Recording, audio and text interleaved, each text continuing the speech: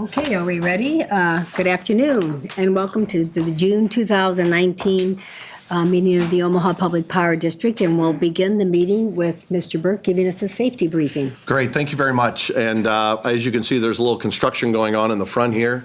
It's anticipation of a couple things. One, we're doing some remodeling down there, but anticipation of some of the MUD kind of service folks that'll be coming into our customer service area and kind of a partnership with MUD. So customers have a bundled approach. If they want to pay their bills, they can pay both bills in one location. So we're doing some of that and then some security upgrades as well. So thank you very much for being there and for understanding some of the construction. There are several exits to this room. There's certainly the doors that you came in. You can leave in those doors, but the doors are in the back of the auditorium or the two doors in front of the auditorium. The 16th Street side is closed due to that construction that I just mentioned. You will exit through the Harney Street side of the building. So as you exit this room, you'll exit after you go through the large opening on the right-hand side. And our emergency response team will assist you in evacuation and any sheltering that would be necessary. There are fire extinguishers near the door of our conference room A, which is just outside the rear of the auditorium doors here. If you have a medical condition, we would ask you to write it down or tell your neighbor and just let that person know of that medical condition. The AED and the first aid kit are on the brick wall to the right of the cafeteria entrance. So as you go through a large opening on the lighter brick wall, it's on the right-hand side, one on top of the other. And is anybody here certified or trained in the use of an AED or in CPR? We're well taken care of. So very good. I think we're well taken care of here, but those that didn't raise your hand, as I told people on Tuesday, go to our The Wire, OPPD The Wire, and see the story that Kevin McCormick and his wife so graciously did about the value of knowing CPR and the use of an AED. Let's see here. If there is an emergency, our security team that's here today, our emergency response team, will help us move us to a safe location. In the event of the fire, we would ask you not to use elevators. We'll exit we'll follow our emergency response team to be able to do that. In the event of a tornado or severe weather where we need to evacuate this part of our building, you will also be directed to a safe location as well. So with that being said, that concludes the safety briefing. Okay, thank you. Now let's run through our list of guidelines for the conduct of the meeting. First and foremost, please silence your electronic devices. This regular board meeting will follow the agenda made available to the public upon entering the meeting. This meeting is streaming live on the internet at oppd.com. Our regular board meetings have public comment periods on the agenda. Following the board discussion on each pending matter, I will ask for public comment, bringing the matter to a vote. Also, prior to the adjournment of the meeting, we'll have an opportunity to comment on any other OPPD matters. If you wish to speak, please approach the microphone to your far left and state your name and address, and state the name of any organization or person you are representing. Organizations should choose one representative to speak on their behalf so as to avoid repetitive commentary. Comments made by all parties during the meeting are part of the official public record. Each individual will be allotted 3 minutes per matter pending at the discretion of the board. To assist you, we'll use a red, yellow, green light indicator to ensure each member of the public receives a consistent amount of times. Ms. Henners will signal you when 30 seconds remain, as well as when the time is up. Please direct your comments to me, not to other board members or the executive team. I will either respond to you directly or defer response to another board member or officer of the district. If you brought written materials, Ms. Henners will receive them on our behalf. Ms. Henners, will you please call roll? Bogner. Here. Kavanaugh. Here. Gay. Here. McGuire. Here. Mulhoff. Here. Moody. Yep. Williams. Here. Yoder. Here. Notice of the time and place of this meeting was publicized by notifying the area news media, by publicizing same in the Omaha World Herald and outlets, by displaying such notice on the arcade level of Energy Plaza since June 14, 2019, and by emailing such notice to each of the district's directors on that same date. A copy of the proposed agenda for this meeting has been maintained on a current basis and is readily available for public inspection in the office of the district's corporate secretary. Additionally, a copy of the open meetings law is available for inspection in the public meeting book located in this meeting room. Okay, we'll now go to our agenda items. The first. consent agenda items are as follows. Item number 5, approval of the April 2019 Comprehensive Financial and Operating Report, May 2019 meeting minutes, and the June 20th, 2019 agenda. And item number 6, SD 15 Enterprise Risk Management Monitoring Report, Resolution number 6325. If there are no corrections, changes, or additions to the consent agenda items, I need a motion and a second to approve the items. Okay, do we have any board members who have any comments on these consent agenda items, first of all? So moved. Oh, do we have a motion? Yes. Second. Okay. Do we have any comments on these? If not, do we have any comments from the public?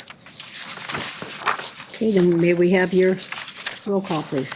Bogner, Yes. Kavanaugh, Yes. Gay, Yes. McGuire, Yes. Mulhoff, Yes. Moody, Yes. Williams, Yes. Yoder. Yes. Okay. Thank you. Now we have 3 action items for the board discussion today. Mo, can you give us the first one, please? Agenda item number 7, authorization to increase commercial paper program, resolution number 6326. Now therefore be it resolved by the Board of Directors of the Omaha Public Power District as follows. Number 1, that the authorized amount of the district's commercial paper program is hereby increased to $250 million, and management is hereby authorized and directed to execute such documents, certificates, and contracts as are necessary or advisable to effectuate such increase in the commercial paper program. 2, that agreements facilitating an increase in the commercial paper program to $250 million, including agreements with B of A Securities, Inc., J.P. Morgan Securities, LLC, as dealers of the district's commercial paper, and the Bank of New York Mellon Trust Company, N.A., as the issuing and paying agent, are hereby approved. And 3, that the proceeds of the commercial paper notes may be used for costs associated with the general corporate purposes of the district as provided in Section 3.9 of the Commercial Paper Resolution, which costs may include the cost of refinancing outstanding indebtedness of the district and paying other costs associated with the issuance of the commercial paper notes. Okay. All right. Do we have a motion? Yep, I'd make a motion to approve this. Second. And then what this is, we'll have Javier come up and explain it. You do want to come up just a minute? Are you ready for that? Just, we discussed this at our Tuesday committee meetings. There's a great opportunity for the district to take advantage of not innovative, but it is innovative, I should say. But anyway. It is innovative. It's very innovative. It's definitely. But anyway, it's a great opportunity to take advantage of some just different interest rates. Is it hedging or whatever, but with very limited risk. So Javier, can you just walk us through what the opportunity is for the district and why we're doing this? It doesn't have to get into the full-blown, but what we're doing here. Certainly, I'll try to be brief, but Yeah. still concise and deliver Yes. the message. What we're doing here is taking advantage of the liquidity we have been building at the district. We have cash balances that are earning variable interest rate for us and for our customer owners, and we have those for a variety of reasons, mostly liquidity and credit quality for the district. As we have those cash balances earning a variable interest rate, we have the opportunity to increase the size of our portfolio, of our debt portfolio, that also pays a variable debt interest rate. And while this is not necessarily technically a variable interest rate, it is an interest rate that resets frequently enough that closely would match the interest rate reset on our investment portfolio. So as Director Gay alluded, this provides a natural hedge from an asset liability matching perspective between the proposed increase of commercial paper program with our liquid assets on our investments. It gives us the opportunity to look at, we have approximately $100 million of debt that was issued on a fixed rate basis that has call dates coming up here in the next, within the next year. The plan would be for us to pay those off and refinance them by issuing commercial paper program. So it's not augmenting the amount of debt we have outstanding, as this is part of our COP, our corporate operating plan. We're not anticipating to increase the amount of debt, but rather substitute long-term fixed rate, higher interest rate debt with shorter-term, lower interest rate debt, while taking advantage of the assets we have on the books. I believe this is a prudent move. while it is innovative, it is not necessarily putting us at any additional risk. It's something that we are taking advantage of the assets we have, and we're lowering the interest expense on the district. Exactly. Thank you very much. And we appreciate you and your team bringing this to the board. Like I say, it's cash management program is very good. And we did ask during the Tuesday meeting, we're able to do this because we've got such a strong financial situation right now. So we really appreciate bringing this, and it's a great idea, and we'll. Yeah, it's another way to refinance our debt. And if we can talk about that, what is the past 10 years, we've refinanced quite a bit of debt. And at the meeting, I sort of asked, I have my notes here. I asked him to look up and see how much money have we saved in refinancing debt, which we're going to be doing again, saving more money. If market conditions prevail, Market conditions we'll continue to look at opportunities, and we may have more opportunities later this year.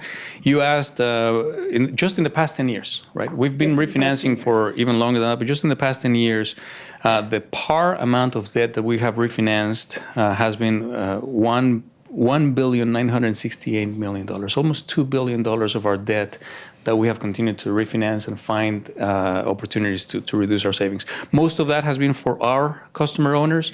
A small portion of that has been on behalf of participants of Nebraska City 2, which again, we try to lower their debt as well.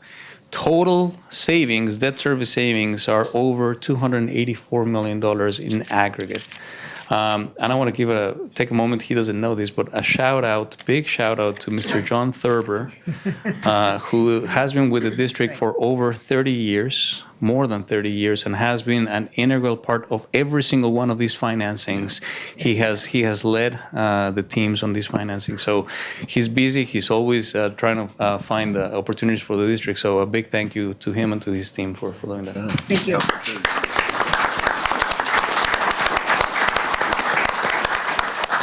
He didn't know I was going to do it. All right, thank you, Yes. Javier. Thank you, I Javier. think We it is appreciate important they come to the general meeting and just explain what we're doing. If anyone wants more details, we had about a half an hour discussion on this on our Tuesday committee meeting. You can go online and watch that on our website. So thank you very much. Thank you very much. Are there any other comments from our directors? Is there any comments from the public? If not, may I have roll call, please? Wagner, Yes. Kavanaugh, Yes. Gay, Yes. McGuire, Yes. Malhoff, Yes. Moody, Yes. Williams, Yes. Yoder. Yes. Thank you. Agenda item 8, corporate officer compensation adjustments. Julie A. Comstock, Vice President, Customer Service, and Lisa A. Olson, Vice President, Public Affairs, Resolution Number 6327. Whereas the Board of Directors of the Omaha Public Power District is required by law to establish the compensation of the district's corporate officers, now therefore be it resolved by the Board of Directors of the Omaha Public Power District that the compensation adjustments for Vice President Julie A. Comstock and Lisa A. Olson, as set forth on Exhibit 8, be and hereby are approved. So moved. Second?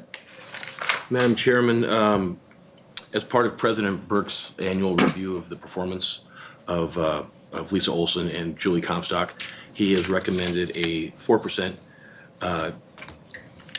raise for Mrs. Comstock and a 3% raise for Mrs. Olson.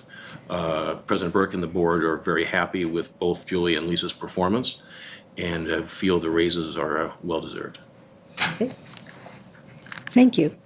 And then I believe that that raise is the present salary for Comstock is $310,825. And the proposed salary then would be $323,258. And for Ms. Olson, the present salary is $334,214, and the proposed salary is $344,240. And they are just about at their midpoint now. Ms. Comstock is at 100.1% of the midpoint, and Ms. Olson is at 107.6% of the midpoint. Do we have any other comment about these women's outstanding performance this year? When we were reviewing this, it made me tired just listening, just reading all this stuff. However, at the same time, it energized me because it really tells me how much action is going on in this company and how this company is moving forward with so many new ideas and, things. And we've got the two right people, I believe, to lead these two areas. And I congratulate you and thank you for your service, which is 24/7, as I pointed out before. You guys have got your phone. You probably sleep with the phone, which is not probably healthy, but you do. And I appreciate your work. Yes, they do. They just said yes. That's not good. Any other comments from directors? Yeah, I'll just quickly say, it's really easy to glance at it as a public utility and go, boy, that's a lot of money, but it's worth every penny. There's no doubt in my mind, I fully support this as I talk about every time we have conversations about our senior management team and anything related to compensation. I think we have an exceptional team, and to me, it's about retention. So I'm more than happy and enthused about the two of you, and I think you're doing a phenomenal job. Thank you. And I just echo the same, definitely for these two, but the whole team, from what I've seen over the years, we really got a good senior management team that's put together. Also, I'd like to give kudos to Mart Sedke. When we do these reviews, Yes. they're very well done. And I feel when we do these are in-depth reviews, and I'm with you, Ann, there's a lot of different things going on with these two, but everybody. But we really appreciate that. I think that gives me at least a comfort of, are we doing the right thing? Because ratepayers, of course, pay these salaries. Very great team and well-deserved. So I'm definitely in favor.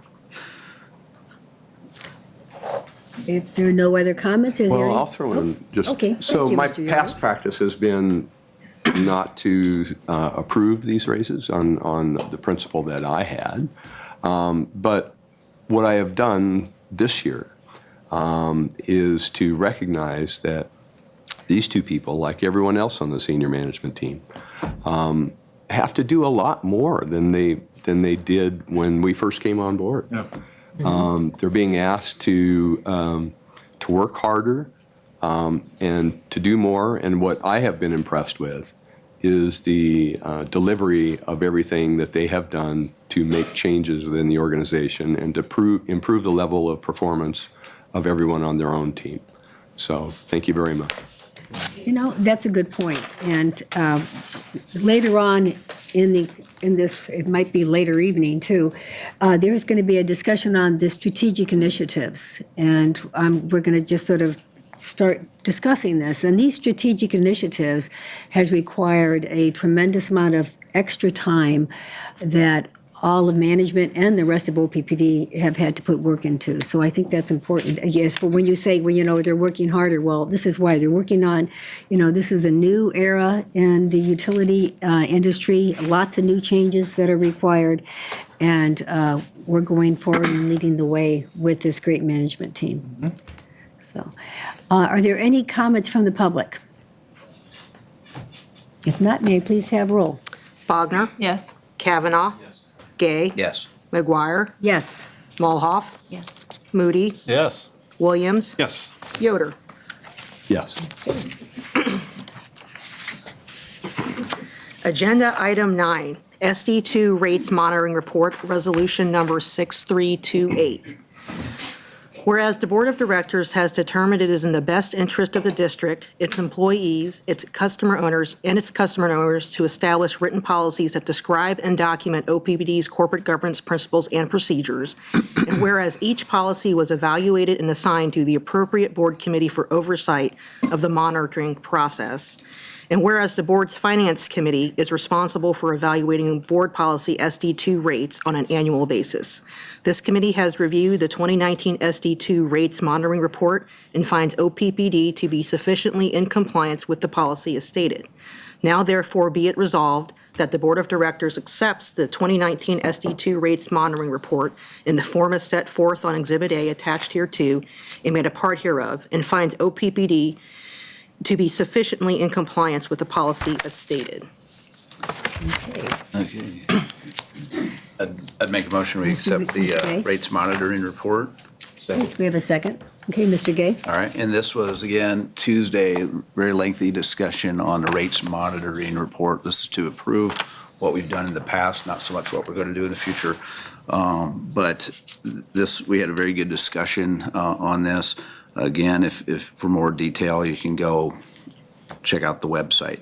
But in general, like I say, we're not going to go through all of it. I think we're on the right course. There will be, and we probably will have some discussion of how the rates get set and all that. So that's where we're at. But if you want the more detailed, I want to say that because I think sometimes people don't, we do these fairly quickly on a lot of these, but there's a lot of time put into it earlier on our Tuesday meetings. I just want to keep reminding people. So. Yeah, and I think there was a lot of discussion on the rates, and we were okay with accepting, the group was saying, well, okay, this is okay, but we still need changes in particular rates and everything. And right now, senior management and finance is looking at all the rates, the whole big book of rates and cleaning them up, as they mentioned, as being simple, easy, and easy to understand, and figuring out what areas do we need to work on. And at the same time, I think I'm going to toss this over to Mr. Moody, because when we're talking about rates, we're talking about the Public Information Committee and our stakeholders, plus finance at the same time that work together. So I think Mr. Moody had some comments that he would like to discuss and talk about a little bit, and I think a lot of the other directors would like to put in some comments on this. Yeah, I'll just, so Tim, 100% agree, this is backwards looking. Yeah. And I'm all set to approve it. I think, we're completely sufficiently compliant, in my view, with respect to how our strategic directive is written today. Naturally, we're going to have a workshop as a board in August where we're going to sort of step back and look at all of our strategic directives, and we'll have a discussion then about whether or not changes are warranted, but that's not for discussion today. However, just by way of updating the public on a quick conversation we had without going through the whole thing again, the Public Information Committee met back in early June. We had a discussion on that agenda wherein we as directors asked the question, what concerns are we hearing from our ratepayers with respect to specific rates? So it was our way as a Public Information Committee to try and sit back and sort of think about what our customers are telling us about rates. So we got a few rates on the table that we identified as of a concern to some of our constituents and customers. Really quickly, one is rate 464, which is distributed generation rate. I've been hearing concerns about that since I got elected, so that's on the table for discussion. The other is the Green Power Program, also known as the Green Power Fund by some. And then the other is rate 110, which is our residential retail rate. And there were kind of two parts to that came to our attention as a concern. Part has been the fixed fee increase, which everybody knows about and we've discussed many times over. The second part is the winter block rate, or the block rate when it steps down once you reach a certain threshold. Anyway, we had another great discussion about rates, and those rates in particular were working towards what the pathway forward will be on all three of those. 464, it appears likely that management will bring a recommendation to the board sometime this year, potentially for consideration. The Green Power Program is likely to come to us sometime next year is kind of what we're thinking. There's a team working on really looking at our services and those kinds of programs writ large, and that's part of that full examination. The rate 110 conversation, spent a lot of time talking about that. Really, the next step is for the PI committee to kind of step back and really kind of make sure we understand what the concerns are. And there's a lot of work ahead of us with respect to 110, where that will go, how quickly it will go. I'm not going to articulate what that is because, quite honestly, I don't know that we know what that is at this point. So, point being, wanted to let the public know that the board is having really meaningful conversations as a board with management about some of those rates wherein we're hearing concerns. Thank you. I really appreciate that. You really capped it off well. I also, one thing I do want to also mention is that management has given us some in-depth information stuff, especially about rates, about resiliency, about load factor. We've had quite a few sessions. So I want to thank management for this again, for the amount of time that has been spent, both in their preparation, and then also I appreciate all the board members attending. This took a lot of extra time on everyone's, but each of these sessions were 4 hours apiece. There are 4-hour sessions. And I think it really helps us because we need subject matter experts to help us in making this type of decision. Also, we've had other directors who, myself and Director Molhoff and Director Williams have attended some additional rate meetings with the APPA and through that. So it's a lot of work that is ahead of us. It is not something that can happen really, really quickly. Some things are a quick fix and some things are not. So we're going to work as hard as we can to get things done for you and to communicate again with our great people here that we can help with the communication.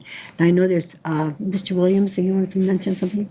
Yeah, and I appreciate having the conversation today about Strategic Directive 2 on rates. As a relatively new board member, just taking a step back to 6 months ago, and for some people in the audience, the strategic directives are a guiding principle for the organization, and in the policy binder, it refers to this is the performance for which the board will hold OPPD accountable on behalf of the customer owners. And so that's why I think it's really important that we have this discussion today at the board meeting, at the highest decision-making opportunity each month, so that ratepayers know we are focused on understanding that the rates are the main way in which people interact with the utility. They receive their bill. They understand, that the rates dictate what they will pay each month.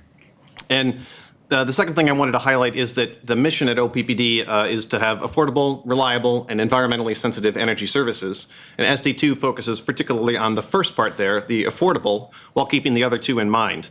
When we do a strategic directive review, that term sufficiently in compliance with the directive is an area that we talked about a little bit on Tuesday, and something that I'm really working to understand, because there are a whole number of different points within SD2, and we talked, again, quite a bit about this on Tuesday.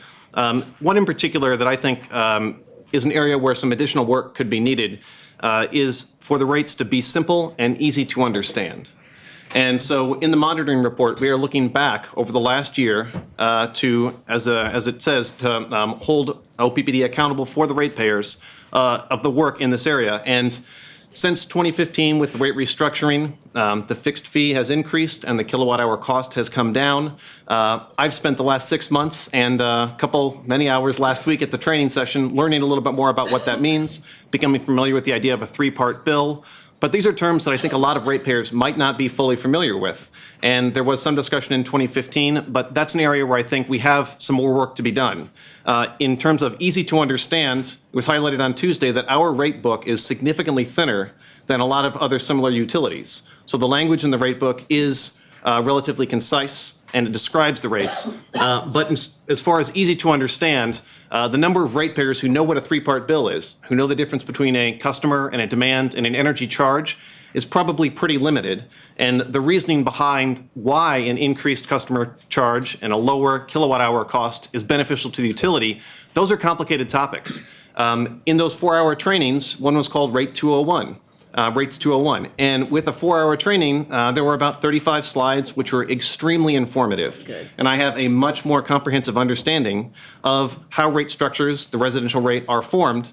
And I look forward to taking some of that information and helping bring that directly to the ratepayers through the website or through other forms of direct community engagement, so that more people can be familiar with how we set these rates and why it's important that we continue to update them into the future. And so that idea of whether or not the rates are easy to understand in SD2 is really the area where I had some interest on Tuesday, and I'm glad we're getting a chance to talk about it now and let ratepayers know directly that we are focused on this. The board is focused on this. The staff has done incredible work in the last year to continue to understand what the concerns are about the rates and where we need to go in the future. And so in looking back at the last year, I do think that there has been work in that area, but we have more work to do. And speaking with staff, meeting with Javier yesterday, I am assured that the work will continue. The work we have seen in the past will continue into the future so that rates are easy to understand, so that ratepayers do know what changes will continue to help keep the keep the utility providing affordable, but also reliable and environmentally sensitive energy. And so the rates help to make those other things happen, and I really look forward to getting that information out to people so that they can be more familiar with what it is that we're doing in very long meetings, at training sessions, what the staff is doing in, all day, every day, to make sure that we are providing the best services to the ratepayers who are the ultimate stakeholder group for the utility. So I appreciate the discussion on Tuesday and the opportunity to make it clear to the ratepayers today that we are all very much focused on this, and we understand those concerns, and we are working to make sure the rates match the needs that they have expressed to us. Yeah, thank you. Mr. Burke, do you want to maybe, I'm going to have you talk, but it's directly, I want to talk to you about how we have a team right now looking at the rates and explain exactly what they're doing. Sure. So a couple things out of the Tuesday meeting. I'll first address Chairwoman McGuire's question. So we have a team that's re-looking at the whole rate manual on terminology, on verbiage, on the ease understand, very, very concisely what Director Williams spoke about. And so we have a team that's really deliberate about that. We're benchmarking that across a variety of different utilities across the United States. So that review is going on right now. We would expect to have that come back to the board during the normal corporate operating plan review and rate review for them to approve those rates in the manner in which they're set today, but certainly the changes in the phraseology, let's say, or the verbiage of each of those rates. The other commitment that we've made is to bring back to the Public Information and the Finance Committee some specific information about the lower block rate and the impact of that and what that may look like. So we met on that as early as Tuesday afternoon to have that conversation, and we'll be bringing and putting that information, bringing it back to both the Public Information and the Finance Committee and the rest of the board as well, just as an information piece about what those impacts look like, who would it impact, and what would that be. So we are doing some of that work today, and we're committed to bring that back. I think Director Moody also spoke about Rate 464. We have a team that has been talking to a variety of people. It's a much more narrow-focused rate today with customers, and it's really the standby rate, which I think speaks to kind of the changing of times. It's really kind of been articulated as the distributed energy rate, but it really was meant to be a standby generation rate. And I think with what's going on in the marketplace today, it's different than what the original intent was for. So we have a team that's looking at that, working and getting input and feedback from a variety of customers that own these systems and others that are involved in that process. So we would expect to come back with a recommendation regarding that yet this year for the board, and do some informational sessions with the board, and come back and have that opportunity to discuss it publicly, certainly. So. Thank you, Chairman. I think I've answered your questions you've asked. Yes, so you thank have. you. All right. Thank you. And I know Director Moloff wants to talk. So regarding SD2, the rates monitoring report, looking back, I just want to give a shout out and kudos to senior management for your dedication and discipline to meet the no general rate increase. I know that is not easy.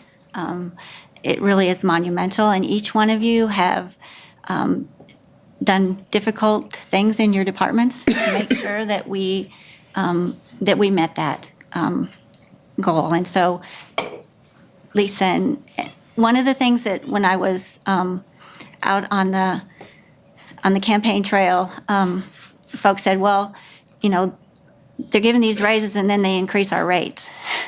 So I voted yes on that because you haven't raised the rates. And you've done really hard work on making sure that you've met the no general rate increase threshold. So I think the next thing that we have to continue to look at, and what we've asked senior management and President Burke to address is the block rates. Is that still fair, reasonable, and non-discriminatory when we have a $30 a month service fee? Because we're still charging low users $3.36 per kilowatt, or 3 cents per kilowatt more than the high users under our current rate. And so for 9 months of the year, our lowest users are paying much more for their energy than our highest users. And so that's why we've asked President Burke and the senior management to relook at those block rates and make sure that are we really being fair, reasonable, and non-discriminatory when we're charging people more for the same energy? So that's my comment today. Okay, thank you. Sure. Yoder. So first, I want to thank the senior management team for putting together a great deal of information by way of slides and graphs that offer a good comparison of what OPPD is doing to the others in the region. And I found that context very helpful, and more helpful than the reports in the previous years. And so, way to keep getting better. Thank you. There are 6 bullets in SD2. And if I were to vote on each one, the one that is most challenging is to be simple and easy to understand. And so I just want to recognize that that there's work that's going on here, because the work is going on, and all the other bullets are doing well, you're in sufficient compliance. But that's important work. It just makes it easier to talk to everybody else when we all agree on the definitions, and it's very important. The other thing I would say just generally about rates is it's a policy. And it's a policy that will undergo change as technology changes and as the transformation of the utility changes.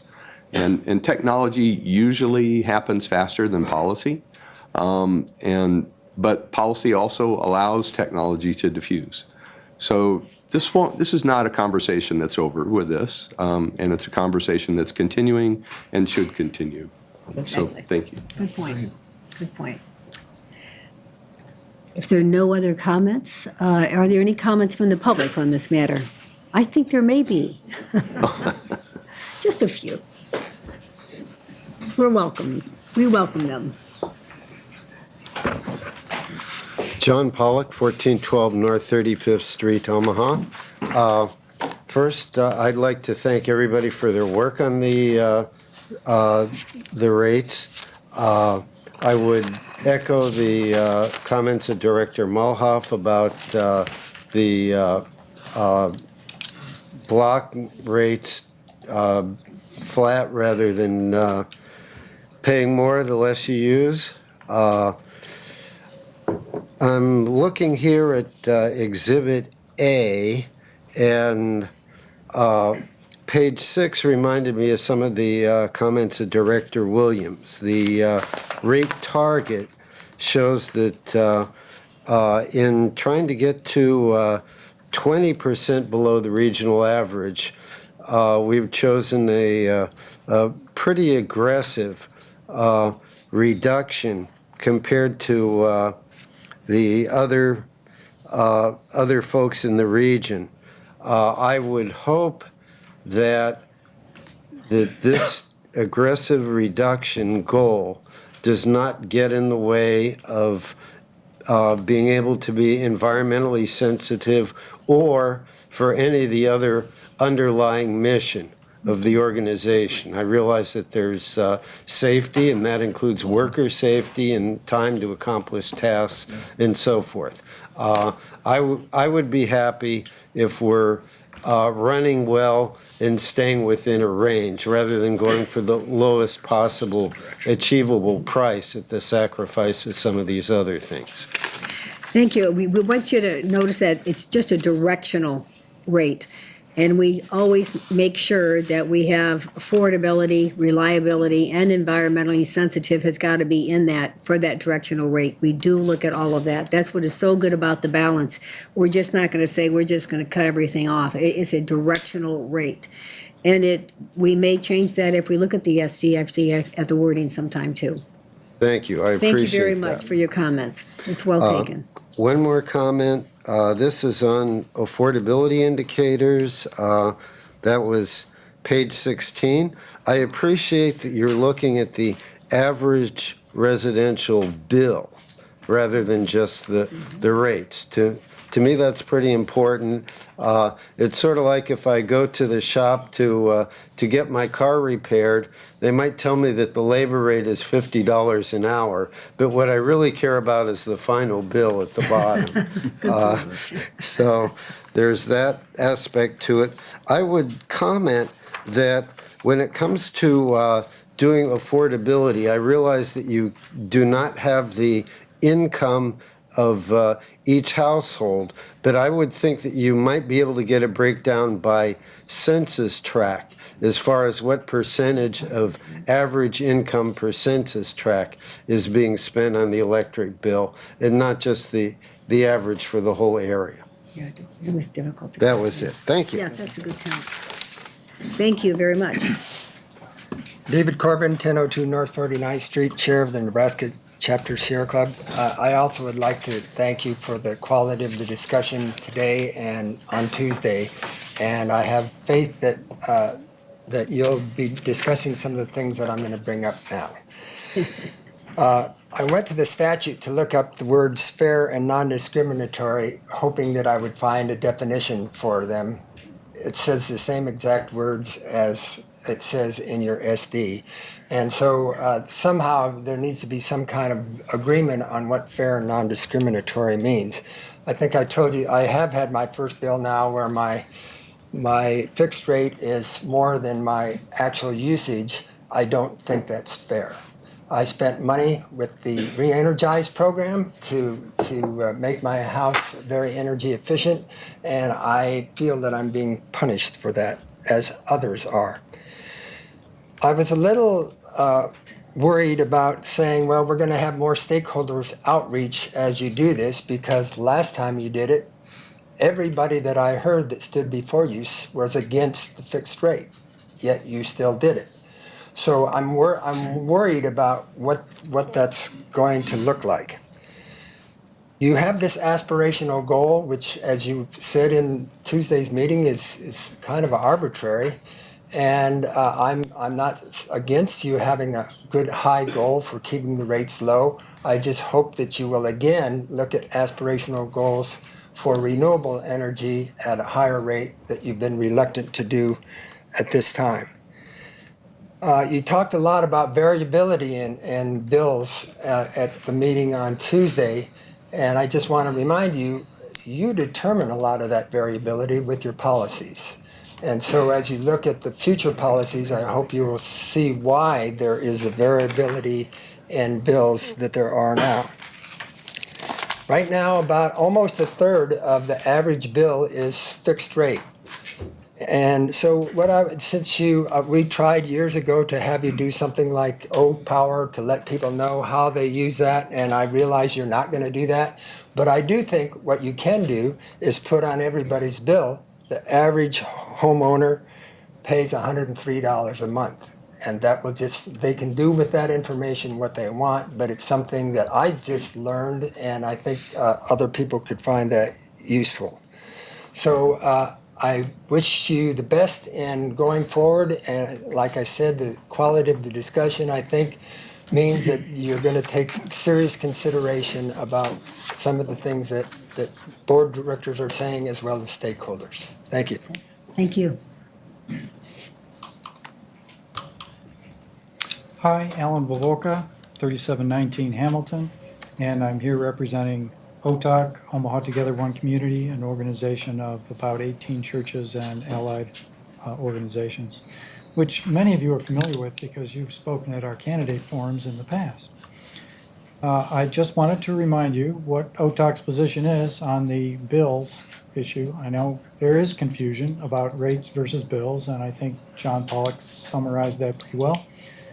But OTOC's position, as Director Moody said, you're still gathering input on this. So the input from OTOC is we would like the fixed fee to go down, and we'd like the block rate or whatever rate you decide to compensate for that because of concern for people who are low energy users, some of which are elderly on fixed budgets or poor, and others have just simply tried to conserve. We'd like to have an incentive for conservation. And I guess on a personal note, my bill last month, again, was far higher on fixed fee than on kilowatt hour charge. So if the kilowatt hour charge is the rate, that's great. But when the fixed fee is about twice what the kilowatt hour charge is, it's not an incentive to conserve. Thank you. Thank you. My name is Scott Williams. I live on South 93rd Avenue, and I'm represented by Director Moody, gladly. I appreciate the comments that this is backwards looking, and so I'll try and address my comments thusly, and I am in eager anticipation of the future conversations and the actions that the board may be taking with regard to the issues here today. During the most substantial rate action, backwards looking, which was the rate restructure, the increase of a fixed fee and the leveling off, the decrease of the usage charge inherently has had negative consequences to people who are low energy users, to people who are conservative in their energy use, and to people who are distributed generators of clean energy. And additionally, those actions also make it difficult both to have energy that is fair, reasonable, and non-discriminatory, as well as meeting the objectives, particularly of environmental sensitivity. A fixed fee is always inherently regressive. Someone who earns $25,000 a year and pays $30 a month in a fixed fee has a substantially higher individual burden than someone who earns $250,000 a year and has a $30 fixed fee. That is the inherently regressive nature of fixed billing. It applies to fixed fees on utility bills. It applies to flat taxes. This is always true, and it was known in the past. It is still true today. The nature of decreasing the cost of use of energy has been described briefly by Director Mulhoff. The fact that the more you use, the cheaper it gets is also regressive. This means people who use less pay an effective higher per kilowatt hour price. This disproportionately punishes people who are conservative in their energy use, who are distributed generators, or who make investments in energy efficiency in their homes. So I would like to think that the future actions of the board will address these considerations directly on its face. We need to see rate structures that are supportive of people making conservation-based decisions in their lives. Fixed fees make that difficult. Diminishing marginal costs of electricity make it difficult for people to make conservation-minded decisions in their lives. And so I think there are ample opportunities to readdress the way that the rates are structured. I think ample feedback has been given by myself and others consistently for years. And if need be, we will be happy to consistently continue to give similar feedback as we have in the past, because fixed fees are challenging to the environmental sensitivity and the fair and non-discriminatory policies of the board of the district, as are diminishing costs of use. So I would hope that those would be addressed in the future actions that are taken with regard to rate setting policy by the board. Thank you. Thank you.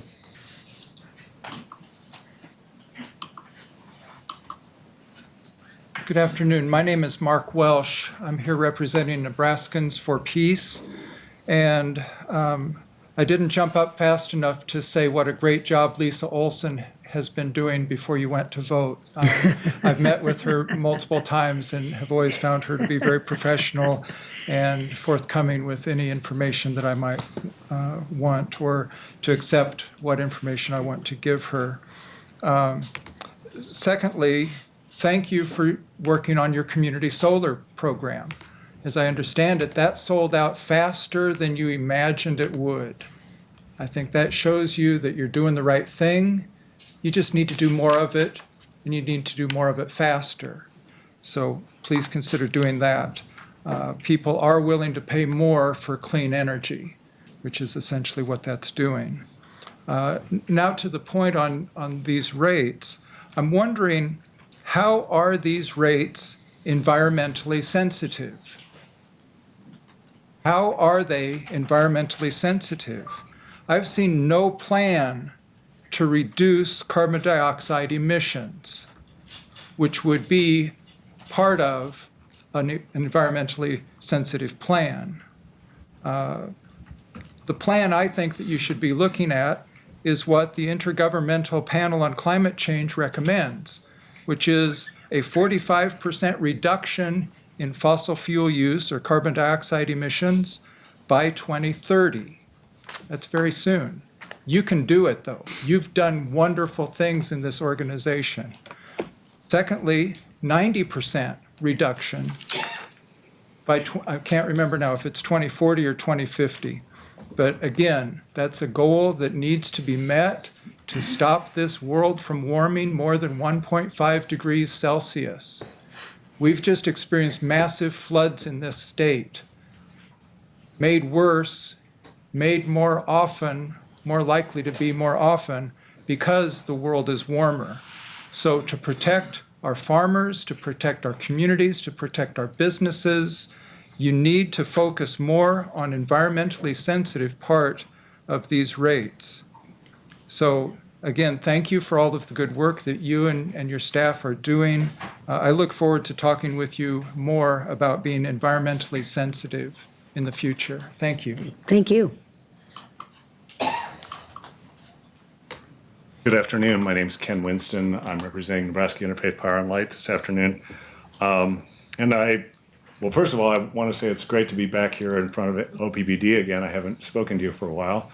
So some of you folks, it's good to see you sitting behind the desk these days as opposed to in the audience. So congratulations to everyone who's taken a seat on the board since I've been here last.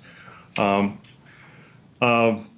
not going to go on at any length, but I guess the comments that were made about fixed fees, I wanted to echo those comments, and in particular, Director Moloff's comments.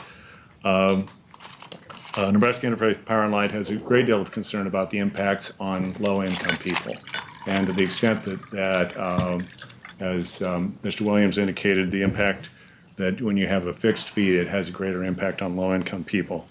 We're also concerned about the impact on energy conservation because we believe that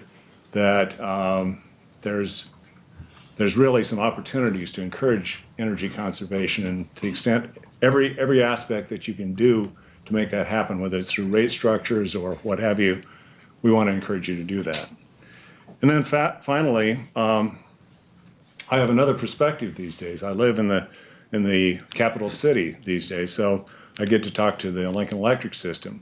And they've got a different kind of fixed fee structure. They call it a facilities charge. It's a tiered system where people who have lower usage have lower fixed charges, and people who have higher usage have higher fixed charges. And I would recommend that approach be examined while you're considering the fixed fee structures. So thank you for the opportunity to speak this afternoon, and thank you for all the good work you're doing. Thank you. If there are no other comments, may we please have roll? Wagner, Yes. Kavanaugh, Yes. Gay, Yes. McGuire, Yes. Mulhoff, Yes. Moody, Yes. Williams, Yes. Yoder. Yes. Okay, Motion carried.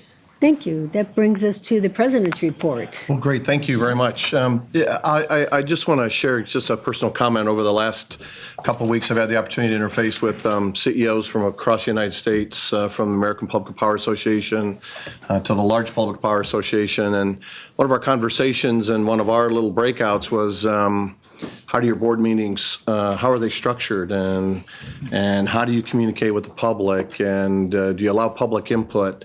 I had the opportunity to kind of share kind of where we had been and where we are today with the steps that we're taking to allow that opportunity to virtually be able to see our board committee meetings, our board meetings, how we continually provide the opportunity for the public to make comments on action items, and then in open settings and those kinds of things. And we are incredibly unique in that regard here. And so I found myself, as in many cases, being far unique from what's going on in the rest of the country. So thanks for the board for allowing us that opportunity to be able to do that, challenging us to continue to focus on those kinds of things. But I thought I would share that before I started the president's report. So We're happy we're leading the way in that matter. yes, thank you. Well, thank you for saying that. I didn't think I should say that, but We are. we certainly felt that. Everybody else is saying, you do that, we don't do that. Oh, yes, we do. Yeah. You're leading the way, and they're saying, ooh, maybe we should start doing that. Yeah. Well, I know Director Williams was at the APPA conference, and I know SRP has some ideas, so I'm sure I'll hear that at our meeting this weekend. So from their CEO, so it was a good conversation. Let me talk a little bit about the baseload part of our generation. I'm going to step through our generation on down to what's going on in the community. This is another item that other utilities don't do at their board meetings, is to provide kind of a presence report on what's going on in the district, and really give an opportunity to hear some amazing things. On our baseload generation, Nebraska City Units 1 and 2, they've been in a scheduled maintenance outage in the month of May. Those were long outages, and because of some of the common assets between Nebraska City 1 and 2, both units had been out for a period of time. Unit 2 was out for a much shorter time than Nebraska City 1. And again, if you remember the conversation we've had, we started this outage kind of during the flood process, and we had to take a delay and restart again. Units 4 and 5 at North Omaha also had scheduled maintenance outages as well, and that's the reason why you see their capacity factors in the 50 to 64% range. Our peaking generation, for those of you that haven't been here for a while, or you haven't watched on your computer or TV, we have added our North Omaha station as part of our peaking, and it was really to talk about, even though those units are there, we don't use them a lot, and when we use them, they're typically for resiliency, reliability reasons in across our service territory. But our Cass County and Jones Street sites are natural gas as well, and you can see the capacity factor for both Cass County and Jones Street, primarily because of some of the baseload generation that we had in scheduled maintenances. Our North Omaha units 1, 2, and 3 had zero capacity factor. There was no need for us to utilize those. They weren't called on in the market as well. But our Sudbury County station had an 8% capacity factor, and those are also natural gas units that we utilize. And then for the month of May, our renewables contributed to about 30% of our OPPD's retail sales, and the wind capacity factor was 36.7%. Year-to-date, renewable energy has contributed to 31% of our retail sales, and that wind capacity factor was right at 40%. And that's another thing when we talk to people about what our capacity factor is on wind relative to what they may have. We do a very nice job on wind capacity in the state of Nebraska. I want to talk a little bit about our organization and kind of the things that we're doing in the community. We had the opportunity to participate in Rock the Block, and Rock the Block is an event aimed to transform the face of a block in just one day and build on the mission to reconnect communities. And OPPD was a pretty significant component of this Rock the Block in partnership with Habitat for Humanity. It was in the Minnelusa neighborhood area. There were over 160 volunteers, and we had well over 80, I think we had 80 employees and a variety of other spouses and family members that participated. There were about 20 houses that were revitalized.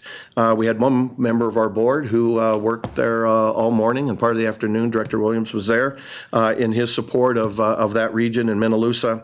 And I just want to read a comment from one of the volunteer service manager for Habitat for Humanity. I think this is kind of speaks to a number of things, but this is around honor our community. She said, "I have to tell you that that the OPPD volunteers were some of the best I've ever worked with. They were also hardworking and willing to do whatever was needed. She said, I was loading my car at the end of the event and saw one OPPD employee a block over from us, helping a complete stranger clean up her front yard. And seriously, it was a great group of people, and we are so grateful for each one of them. And that kind of speaks to the character of the OPPD people, and it makes me incredibly proud. We also honor our communities in a number of different ways. We participate in parades and celebrations. And on June 8th, we participated in the Gateway to the West Blair Parade, where the city of Blair celebrated 150 years. And so our employees from Fort Calhoun, our Blair Service Center, participated in that parade just to show our commitment to the community in Blair. And then on June 7th, in kind of anticipation for the APPA annual meeting, on that Friday before the American Public Power Association annual meeting, they have a day of giving. And what we have done over the last several years is do a day of giving within our backyard, really to represent our commitment to public power and the great work that they do. And so we had more than 80 OPPD employees serving more than 240 hours on a variety of projects. We did Food Bank of the Heartland. We were at the Cross Training Center, which was helping them disassemble electronics for recycling purposes. I'll talk a little bit more about the Power Park, or the Little Vikes Park, in just a little bit here. We did some work with the Omaha Home for Boys and the Open Door Mission, working at the Timber Lake Outreach Center. And so it's just a great opportunity for us to really represent public power. We shared that with the American Public Power Association, a kind of our commitment. Even though we weren't in Austin doing that work, we were here right in our backyard serving our customer owners. And then I'd like to go specifically to the Little Vikes football field. On June 7th, part of this day, this was probably one of our largest projects. This was a part of that day of giving, as I spoke about. And this park is adjacent to the OPPD's North Omaha station. And so we had many of our employees at North Omaha during that day as they were moving back and forth from their work to assist with some of the specialized skills, really revamp that ballpark. The electricians, our steam fitters, other personnel rebuilt the aging scoreboard, the deteriorating backstop and the weakened bleachers. They painted the dugouts, the bleachers, and the concession stand to match the home team colors, which is white, gold, and blue. And you know, if you're from North High School, that's pretty important. And so we also trimmed and freshened up a lot of the landscaping around the ballpark. But it was just really an opportunity for us, one, to make this safer for the kids and the families that will be participating in that over the course of the summer, and then certainly during the fall when they play football there. Our passion to serve. On May 22nd, we had our annual OPPD's annual Day of Remembrance. And this is where we really honor, we take a moment of silence at 8:25 in the morning for the 18 employees who have died in the line of duty. And most of you who have been at our board meetings before know that we identify and highlight one of those individuals just to make it real to us about the commitment that our employees make on behalf of our customer owners, but also the commitment and a reminder of us on the work that we do and how critical it is and how dangerous it can be.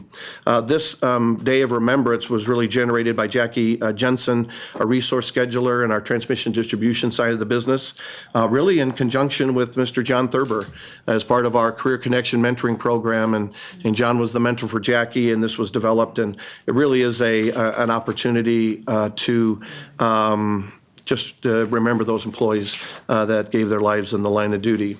And kind of to that, OPPD has been identified as among Nebraska's safest companies.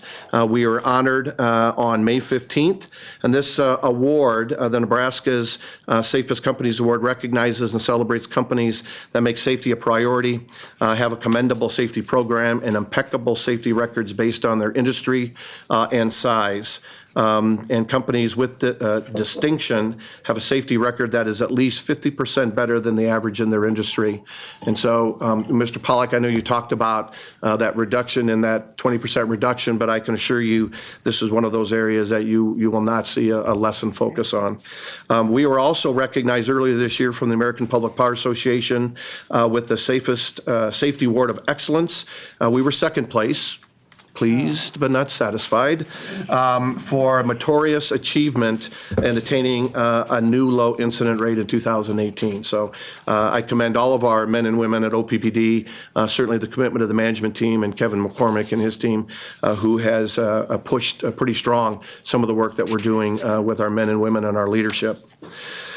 And then on June of this year, we were recognized by Green Bellevue for our dedication to renewable energy. And so OPP participated in the Sarpy County Earth Day this says last Sunday, but it was in June, and it was presented its 2019 Environment Champion based showing outstanding leadership in promoting sustainable and green practices. We're very proud of that recognition as well. And kind of tied to our day of remembrance, I want to talk about Jimmy Dobbs. Jimmy Dobbs died on May 4th, 1988. We had several of his family members at the day of remembrance. So he died resulting from electrocution that occurred while he was relocating a pole for a highway project. He was 40 years old, had been with OPPD for 14 years at the time of his death. He was survived by his wife, Dale Ann, daughters Anne Marie and Carolyn, his mother, 2 brothers, and 3 sisters. And to end the president's report, and before I begin to talk about the last item on the agenda, at least official item before public comment, Ms. Hinners is going to kind of click this button. It was an opportunity for us to really, talk to our employees about the things that they do every day and how important they are to the work that we do in this community. And I get emotional about it because I get to live and I get to work next to them and hand to hand. And this was an opportunity that we shared this video really in response to the town hall we did when we shared our strategic initiative work that I'm going to be sharing with you in just a second here. So as soon as I get up, I'll let Ms. Hinners go ahead and hit that button, and Well, I'll move to the side. and you can see where the light shines. So. Okay. Okay, I think I'm gonna have to move too. It's good times. Yeah.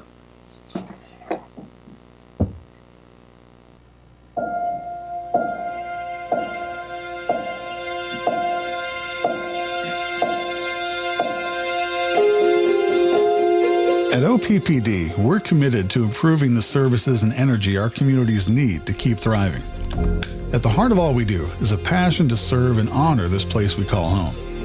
Each day, we perform countless tasks designed to keep 13 counties up and running, consistent efforts undertaken around the clock to power the community. Things like testing groundwater and our safety equipment, maintaining underground vaults, fostering economic growth, fielding customer questions and concerns, championing affordability and sustainability, replacing lights, safeguarding power lines, keeping customers informed, celebrating and supporting our communities, and always, always keeping the power on. Everything we do here is spurred by the desire to help each other thrive so we can make our community thrive. When we take pride in our work, we generate better ideas and faster solutions. Our job is to lead the way together by providing affordable, reliable, environmentally sensitive energy services to our customers. We're driven by timeless values: passion to serve, honor our community, care about each other. We demonstrate to the community and one another how we live these values, what we do every day of the year to provide reliable energy. And in the process, we remind ourselves of the breadth of the expertise and dedication we bring to the people we serve, how we achieve things, how much it matters. Our dedication means we show up every day. It reminds us that powering a community is so much more than keeping the lights on. Together, we are a source of tremendous energy. We are where the light starts.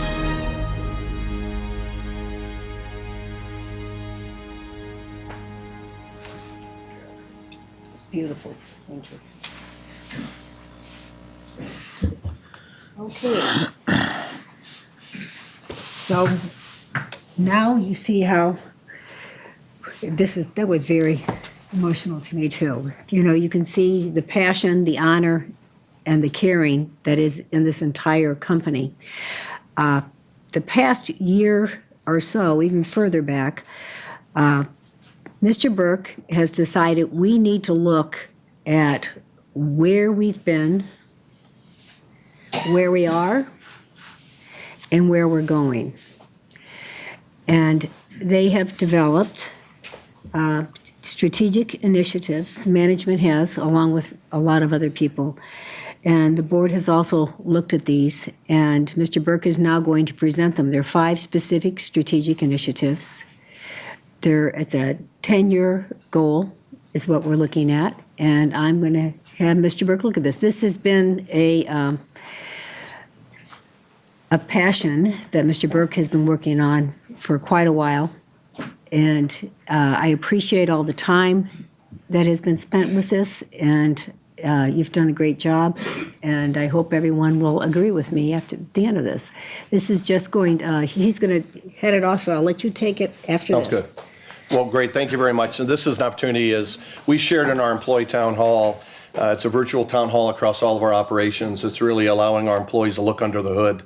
We've been sharing some concepts and ideas and thoughts with the board over a period of months, and we had the opportunity to share this with our employees before we wanted to come and share it publicly, and not only to the board again, but also to the public that's in attendance and those that may be watching. So, today it's really about us coming together to discuss how we continue to prepare for the future, about the trends and forces impacting us and our industry, and how we ensure we continue to lead the way the future is powered.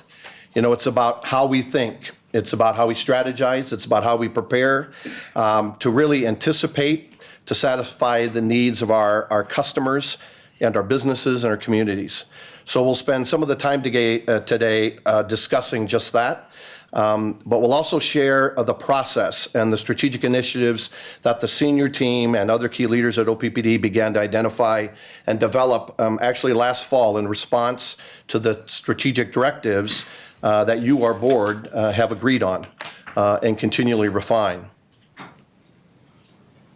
The utility industry has really transformed over time. I've been in this business since 1982. It's significantly changed from what it was. We're going to talk a little bit about that. We're shaped by the dynamic trends that continue to impact all utilities, including OPPD, and our board provides clear directions through the 15 strategic policies, strategic directives that lead to us developing strategic initiatives to address those. So our work is to look ahead, and that never ends. I think you need to know that.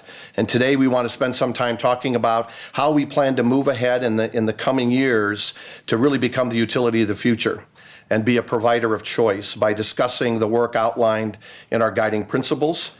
To be clear, it's all the work is about strengthening the core business and our core focus on our customer owners. And the work we do today really does matter and helps build for that future. So how are we going to move forward?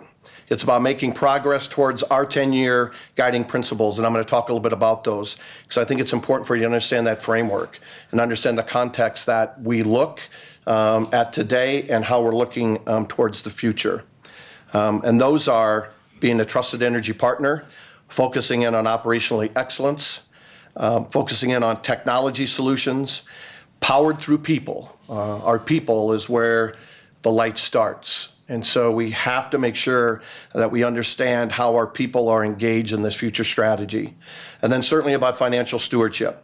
So as we internalize our strategic directives that the board has so eloquently shared and directed us, we understand our vision today. We understand how it may materialize in the future and our commitment to our core values. And our vision is leading the way, we power the future. So we have identified 5 strategic initiatives that we will share with the board and the public today. And over the next 4 months, we will do a deep dive into each and discuss one in more detail each month. And today, Mary Fisher will talk about one of those in more detail. It's the strategic initiative to develop a decarbonization pathway for OPPD. I think it's important to, before we move ahead, is talk about where we've been, just to set that context. And so not long ago, our generation fed transmission and distribution lines that connected to our neighborhoods, our businesses, and our communities. You know, we had a traditional power system that was built so that large plants, primarily because of economies of scale, were connected to a large transmission grid in a one-way distribution system to consumers. It was pretty straightforward, actually pretty effective over time, but not as effective in competitive markets, not as effective in the need for flexibility, not as effective with advanced technological and fast changes in that regard, not effective with changing regulations, not effective based on customer perceptions and the significantly changing ideals of our customer owners. So we have seen it in research, we've seen it at the polls, and we see it in our customers, and our communities, and our companies' choices. So it's really important for us to honor the past. But that honor is the past, our employees who so diligently did the work that they needed to do. And we need to understand that basis before we begin to move forward. And here's where we are today. And I think we need to celebrate the significant accomplishments that we've made. But the world continues to change. And instead of these traditional power plants, we're beginning to see integrated bulk scale renewables like wind. We're decommissioning Fort Calhoun Nuclear Station because of increased competitive markets and the economies of scales of it being the smallest nuclear plant in the United States fleet. Now, I think it's really important to share with all of you that without that difficult decision that our board made and the work that we're doing right today, we would not have seen the increase in our renewable portfolio. And you would not have seen our much improved financial position. It just would not have occurred today. So those decisions that we've made are pretty important decisions, and we're willing to make tough decisions and do tough things. We've seen smart grid technology that enables communication between customers and the utility is now pretty prevalent in many cities and communities. And OPPD has completed a smart grid pilot in the North Omaha area. Both residential, commercial, and industrial customers continually look at adding solar to their homes and businesses as technology becomes more affordable and as their interest in sustainable solutions increase. We had several conversations with some large customers about participating as an equity partner, as a partner with us on a number of different projects. And so we're seeing that just continually increase. But as renewables become a larger part of this discussion, so do reliability and resiliency. And customers expect their power to be on, no matter how technology changes. So customers also want affordable power and certainty. And I think we've done that effectively to date.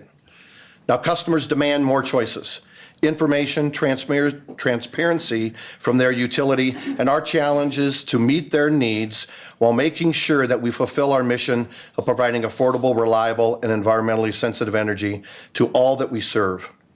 We need a disciplined and methodical approach in this transition to the future utility model. And let me talk about what that looks like. I heard very clearly from our board as I read their comments in my performance review last month about, hey, you know, we don't know what that vision looks like. We don't know what you think that vision looks like. And we've had the opportunity to begin to share that with them. And this is what it looks like. Because we believe the utility of the future will be even more connected, that customers will have even more considerations and choices in how they meet their energy needs and how we meet our energy requirement. Our distributed energy resources will be a blend between generation and distribution systems with the introduction of distributed energy resources. Power flows bidirectional as transmission and distribution blend together and may have even similar operating requirements. Now, our strategy is to be the first place customers choose, the provider of choice, when they have questions, desires, and needs about electricity, energy, and power, and reliability and resiliency, because they know that we're the trusted energy partner. Our plans are about preparing for the future, all while thoroughly maintaining the three elements stated in our mission: affordability, reliability, and environmental sensitivity, and a financial model that allows us to maintain our high credit ratings our ongoing investment and replacement of our reliability assets, and the development of unique and valuable services to our customer owners and communities in which we have a passion to serve and honor. So let me speak to some of these guiding principles. I think it's important for you to understand how we think about them before we begin to talk about these initiatives. So this is about the trusted energy partner. You can read the words up there, but it's about really committed to giving our customers and our communities value, caring, and excellence. It's about delivering low-effort digital solutions to provide timely and actionable information for our customers. It's about enhancing consulting services to customers on their energy footprint, sources, resiliency, usage, and a number of things that customers may desire. It's about targeting new and existing customers and products and services to meet customer expectations. It's about engaging stakeholders to understand what they value and why, and how we can best deliver a solution that satisfies that value proposition. Now, being a trusted energy partner means our customers and communities can count on us to bring them value, caring, and excellence. And we want to be the answer to our customer energy needs. We're keeping our eye on some of the trends we know that will impact this initiative and this work, like customers having more interest and control in their utility decisions. So over the next 18 to 24 months, we'll continue to move in the direction of more deeply understanding our customers' needs and desires.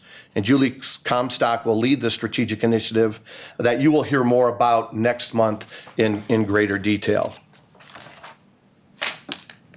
Regarding technology solutions, through partnerships, we provide unified, secure, sustainable technology. And this technology thought is not just within OPPD, but how it does connect outside of OPPD too, with our partnerships with our customers. We have to modernize our technology, build a new foundation of technology that works together for the future. We have to leverage capabilities and functionality and data, and at the same time still use the existing technology that we have today to maintain our business and strengthen our core. We have to explore and leverage emerging technologies and partnerships to bring new value to the organization and to our customer owners and communities. And we know that achieving these goals will take years, but we can make good progress over the next 18 to 24 months by focusing on improving our technical foundation and by building technology, components, and practices that work together enterprise-wide. And so you're going to be hearing more about that in the August timeframe about what that looks like. That was technology solutions. This is powered through people. So as you heard, we are where the light starts, and we believe that firmly. And I think every one of our employees believe that as well. So as we power through people, we know that our workforce drives our success. We provide a safe, reliable environment where our diverse and highly skilled employees can do their best work. And so we know employees drive our success. They are where the light starts. And we'll provide this safe and healthy environment ongoing. Our work in this guiding principle is about continuing the path that we're already on, ensuring that we have a skilled, diverse workforce that's prepared to lead us into the future. So we have to define, we have to structure, we have to align our roles and responsibilities to really support the business transformation and our strategic initiative outcomes. It's going to be important for us to think about how we engage our employees in this transformation. We have to champion employee development to build talent and targeted recruiting strategies to address emerging needs aligned with our new Utility of the Future strategy. We have to strengthen our organizational health through effective leadership practices and make sure that we have a psychologically safe culture. We have to provide a meaningful employee experience. These are tough competitive times across this whole region about attracting and keeping talent. And we want to make sure that we're able to have our employees contribute their best work in an environment of clarity, connection, and care. Stewards of our financial resources. This is about creating strength and flexibility, benefiting our customers and our communities. We know that we're stewards of our customers' financial resources, creating strength and flexibility that benefits our customer owners and communities. Our work is to prepare for the future. That work about preparing for the future will be around how we think about our rate structures that support customers' desires for flexibility and control, and yet supports a strong financial model to continue our transformation. So we have to think about markets in a low variable cost world. It's just the world we live in. We have to think about new products and services and how we focus on resiliency. So our actions have to support the utility of the future previously described, and we have to be disciplined, methodical, and thoughtful with our financial resources. We drive operational excellence. This is focused on safety, reliability, cost, environmental stewardship, and innovation. So the changing generation landscape, carbon emissions, climate change, emerging sources of competition are really trends in this space that we're paying attention to. Smart technology, electrification, and a commitment to reliability and resiliency must also be intentional and understood by not only our board, but the public. What remains constant is the fact that we have a commitment to provide affordable, reliable power to our customers. And today, the power we generate at our plants is really at the core of that ability to deliver. We've done that incredibly well, but we know that has to change in the future. So these systems have served us well, but aging infrastructure, new demands mean that we have to reassess the way we think about our business. So over the next 18 to 24 months, Troy Vai will lead work to evaluate our needs, our options, our impacts, to automate and enhance our distribution and transmission infrastructure, processes, and practices. Mary Fisher will focus over the next 18 to 24 months to develop a pathway to decarbonization of our generation and enterprise-wide operations. So Mary will provide a deeper dive today into what that strategic initiative will look like as we move forward to develop the full scope and scale of that initiative.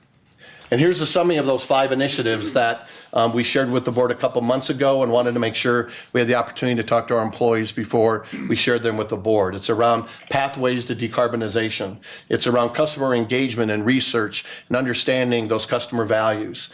It's about understanding this electric system of the future, what it looks like today, what it needs to look like in the future, and what's the process and pathway to modernize it. What are some of the technological platforms, not just for internal processes and systems, but how do those engage externally with our customers in the future? And then this whole workplace transformation. We're very intentional about this. We know there's going to be changes in skills that we don't have today that we're going to need, and how do we kind of work with our employees to develop those skills and new talents and capabilities that we're going to need in the future. So today, you're going to hear Mary talk about the pathways to decarbonization. July, Julie will talk about the customer initiative. In August, Troy Vai will talk about our system evaluation and modernization. And in September, Kate Brown will talk about our technological platform and what that looks like for the future. And then Mark Sedke will finalize up what we believe drives our greatest success and what really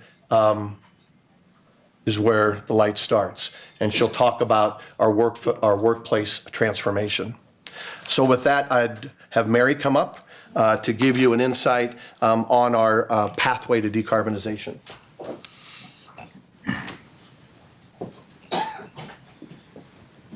Thank you, Tim. Today, we'd like to talk a little bit about the study that we are embarking on. This study is really set out to investigate different pathways to decarbonization of our generation fleet. The study is set up to really continue to meet our customers' needs and what we anticipate as a growing load within the footprint that we serve. Tim talked about a number of these things. I'll go into a little more detail in terms of how they're being applied and thought about in terms of the study that we're embarking on. I'll start with the changing generation landscape. You all know that decarbonization is a term that's being bantered about out in the industry and in the community at large. And as we look at that, I look at The changing generation landscape is really about the load that we need to serve, and that's increasing due to economic development in the community primarily. Also, at the end of 2019, OPPD will have added about 1,000 megawatts of wind generation, which testifies to the changing landscape. The cost of renewables, if we go out and we look at that and we earmark those or we benchmark those and we look at those, we're seeing the cost of renewables coming down. It's something that we track and we monitor and that we make sure we pay attention to as we move forward. Low cost of natural gas. As you know, there's a glut in the market. Natural gas prices have been extremely low, and we foresee that continuing into the future for tens, if not 20 years. And then nationally, you see the shuttering of nuclear power plants as well as shutdowns around coal-fired generation as we move into this new era of the changing landscape around generation. Utilities are exploring not only shutdowns, but they're exploring advancements in technologies for coal-fired generation, such as carbon capture technologies. All of these things are items that we are going to explore as we move forward in this study. Carbon emissions and climate change, you can hardly pick up a newspaper, read the headlines on the internet, or listen to a newscast in the evening that doesn't comment on something about carbon emissions and climate change. It is an intensifying conversation, not just nationally, but worldwide. And it's one that we want to be a part of. It's one that we want to take into the future. It's one that we are going to understand.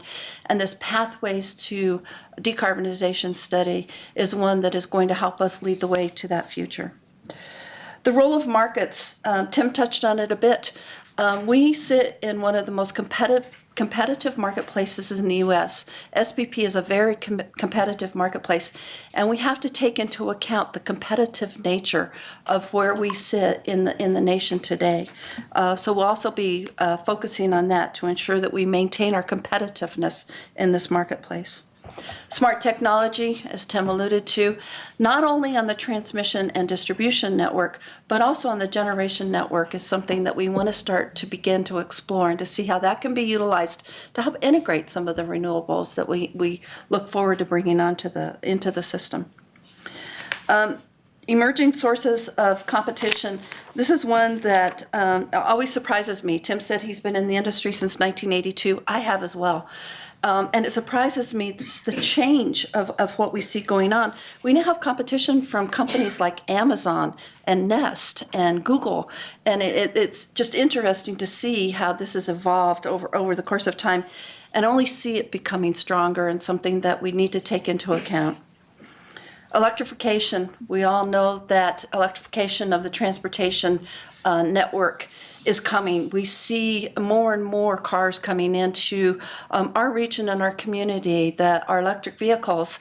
Looking at that infrastructure and how that is going to impact the needs of the generation fleet and what we have to serve is something that will also be of paramount that we look forward to in the future. And then our evolving customer preferences. Julie Comstock is going to help provide us with some inputs on this one. But in particular, what we need to really keep in mind from the generation side is our consumers have now become prosumers. They're also producing generation as well as consuming generation from us. And so being able to acknowledge that and think about that as we do this study is important. So what we know, I'll talk a little bit about what we know and what we don't know as we go forward with this study. What we know is renewable technology is improving. It's getting better. Over the past decade, from 2009, we started with approximately 10% of our retail sales coming from wind generation. And by the end of the year, as I indicated, we'll be over 1,000 megawatts when the Shoals Wind Energy Facility is energized. We expect at that time that the utility will have over 40% of its retail sales coming from renewable generation. And we are looking to meet the Strategic Directive 7 stretch goal that the Board of Directors has given us to go to 50%. And so that's also part of what we'll take into account as we move forward with this study. Solar technology. This is one that it is becoming cheaper. It's one we've been tracking and monitoring for a long time. But we also see it becoming a better resource. And what I mean by that is recently we've been made aware of a field test that was done on a 300 megawatt solar unit. It was put together as a demonstration between NREL, First Solar, and the California ISO. And they went out specifically to look at advanced inverter technology and new control systems and what that could mean to a solar field. They tested grid services, things that, technically are things like, regulation up and down, voltage regulation, frequency control, things that are important to us on the system side, on the technical side, which probably doesn't have a lot of meaning to the general population, but it's key and it's important for us to really understand how we can integrate solar into the existing framework that we have on the T&D system.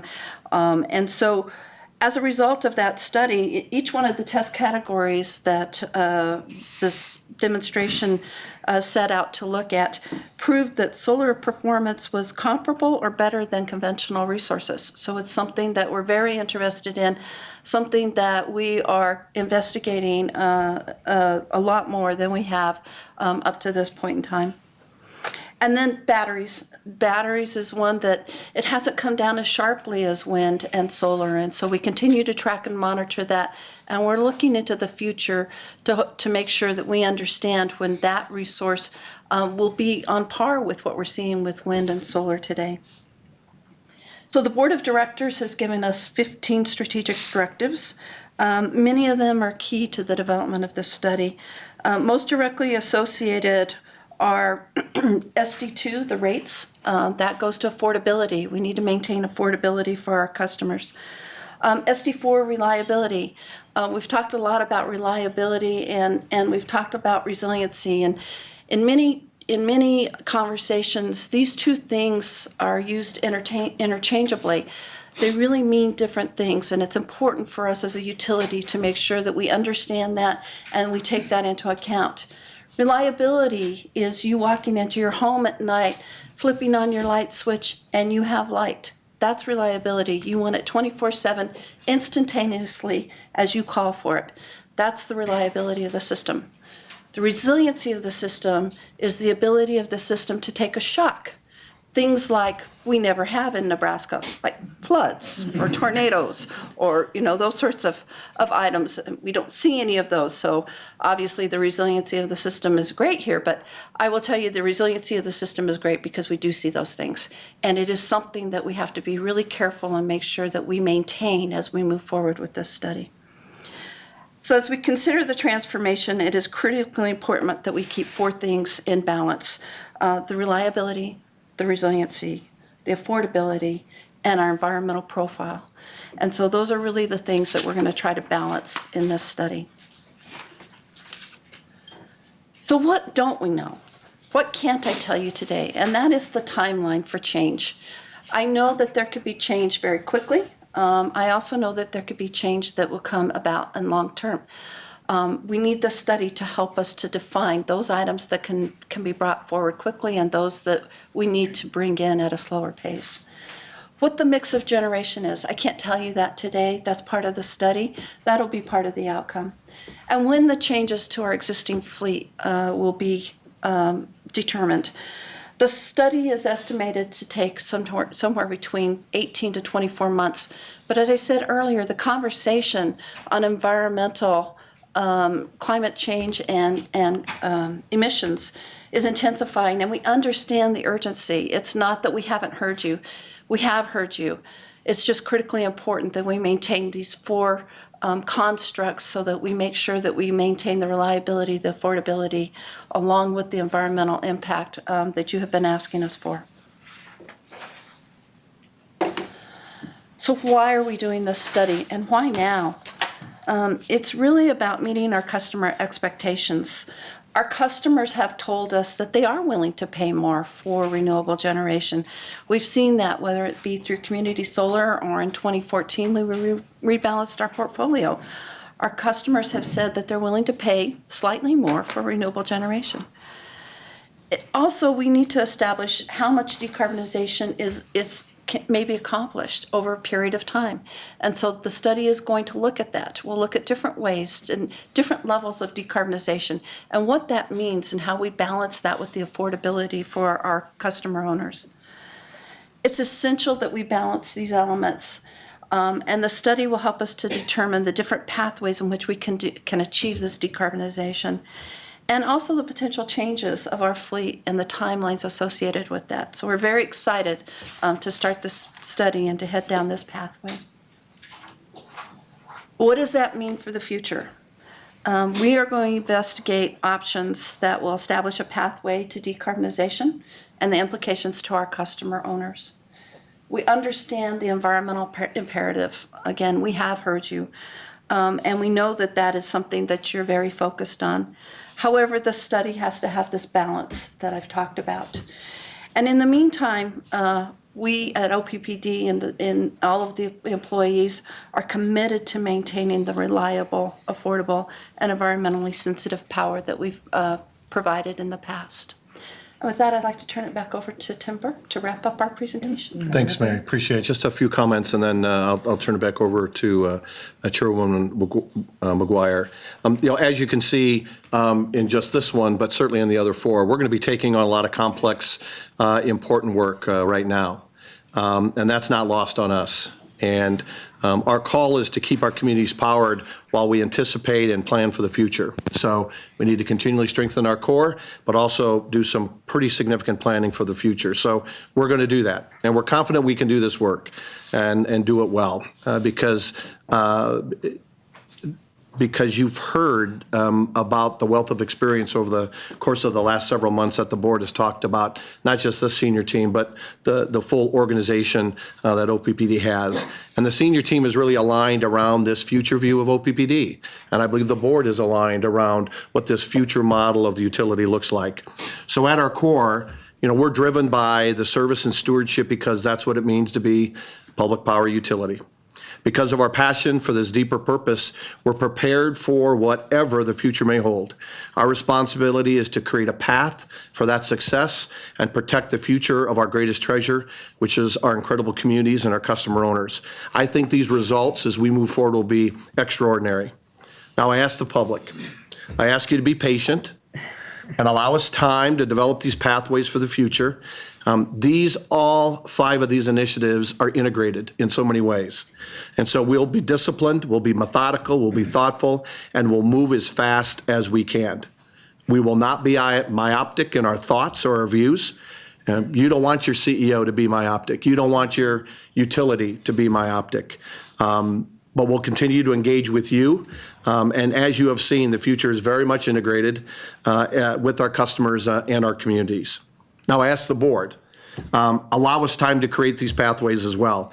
Trust us to do the right things and trust us to do them in the right ways. Continue your challenges. That makes us better. But allow us time to be disciplined, methodical, and thoughtful. Because I believe a well-defined plan and pathway will allow us to get to that utility of the future model quicker and with the greatest successes along the way. So I'll leave it with this. We are where the light starts. And we know that. And we've committed that to you now publicly on the work that we're going to be doing over the next 18 or 24 months. And if there's ways for us to speed that up, to shorten that, we'll certainly be able to do that. We're now gauging our organization around that, and we'll be coming back to the board on a periodic basis to report back progress on these strategic initiatives. And with that, I'll turn that back over to Chairwoman McGuire. Thank you very much. That was an excellent presentation. I appreciate it on the decarbonization. Mrs. Fisher, that was excellent. I think we do have, the board will need patience. We all know what we want and we can just jump into it, but I think after we had our education the past few months, we realize it does take time to do all this. So we look forward to next month's presentation with Mrs. Comstock as far as customer engagement, and we invite everyone back to come again. Again, you mentioned that usually a lot of people don't do this. I bet we're going to have a lot more customer education at these meetings than other people would see at other public meetings. That, this is this is new, different, and we are leading the way and educating the public in what we are doing and what we're planning to do. And it's great that this is televised, and also we can look at it on YouTube if you want to look at it again, to see it. And you can. I'm going to look at it again. It's good for me to continue looking at this, especially the patience factor. We didn't have that at the end. Maybe we should have. Okay. With that, I think we'll go into public comment. Director McGuire? Yes. Would you like to state anything? Just a couple Yes. of questions and maybe a quick comment. So,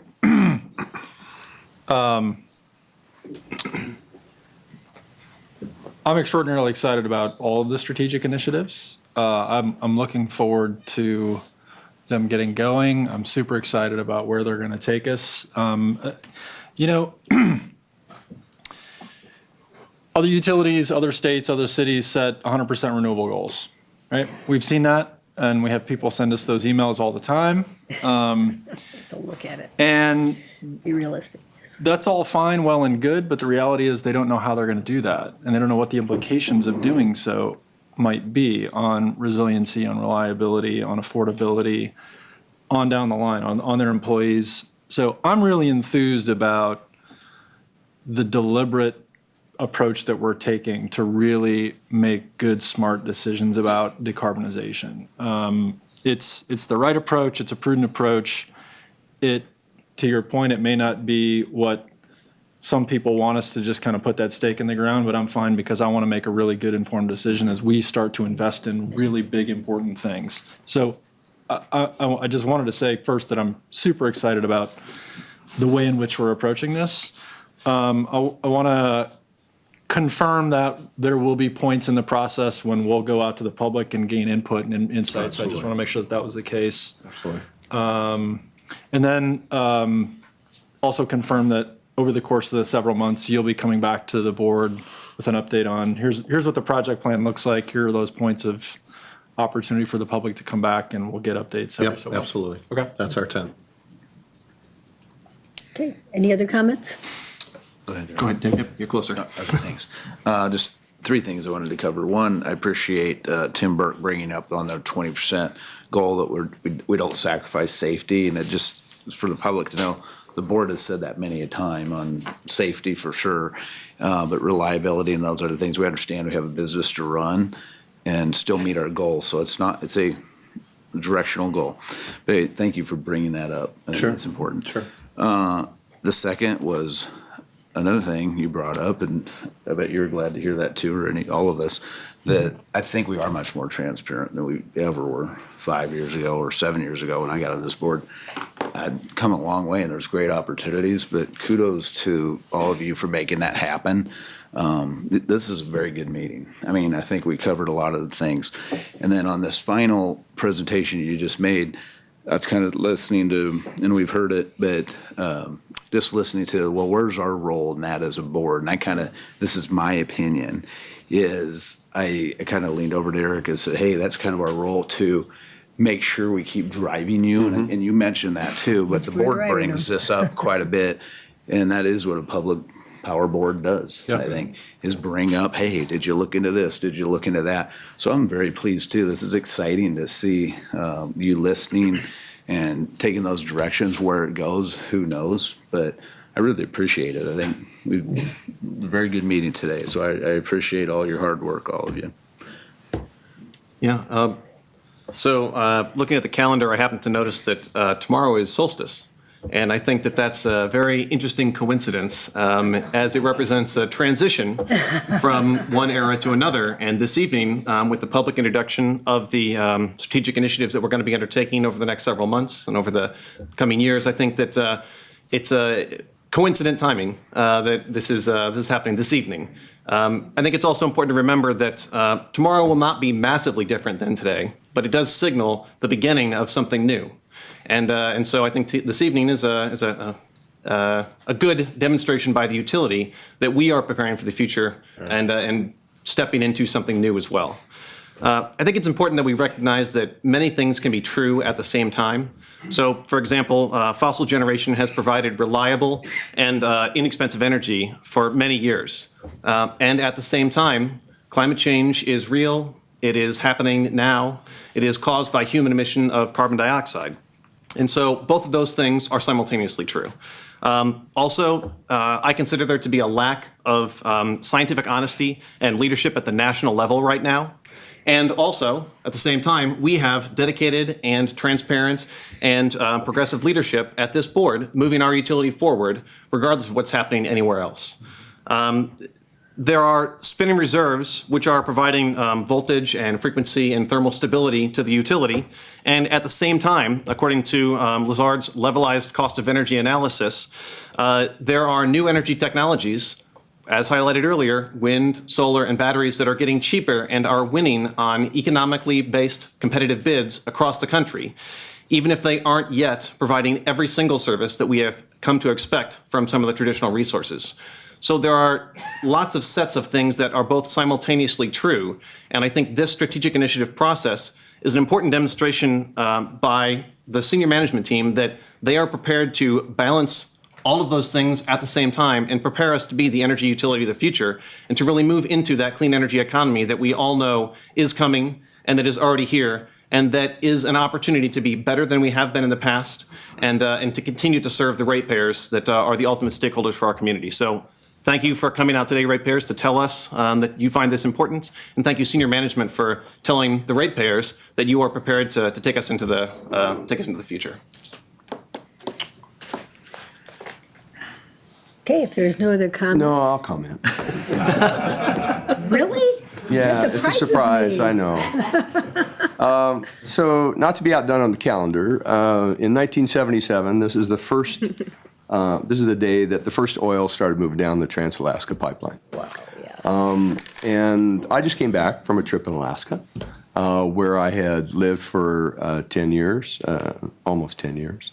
Both of my daughters were born 200, 300 miles from Prudhoe Bay, where the pipeline begins.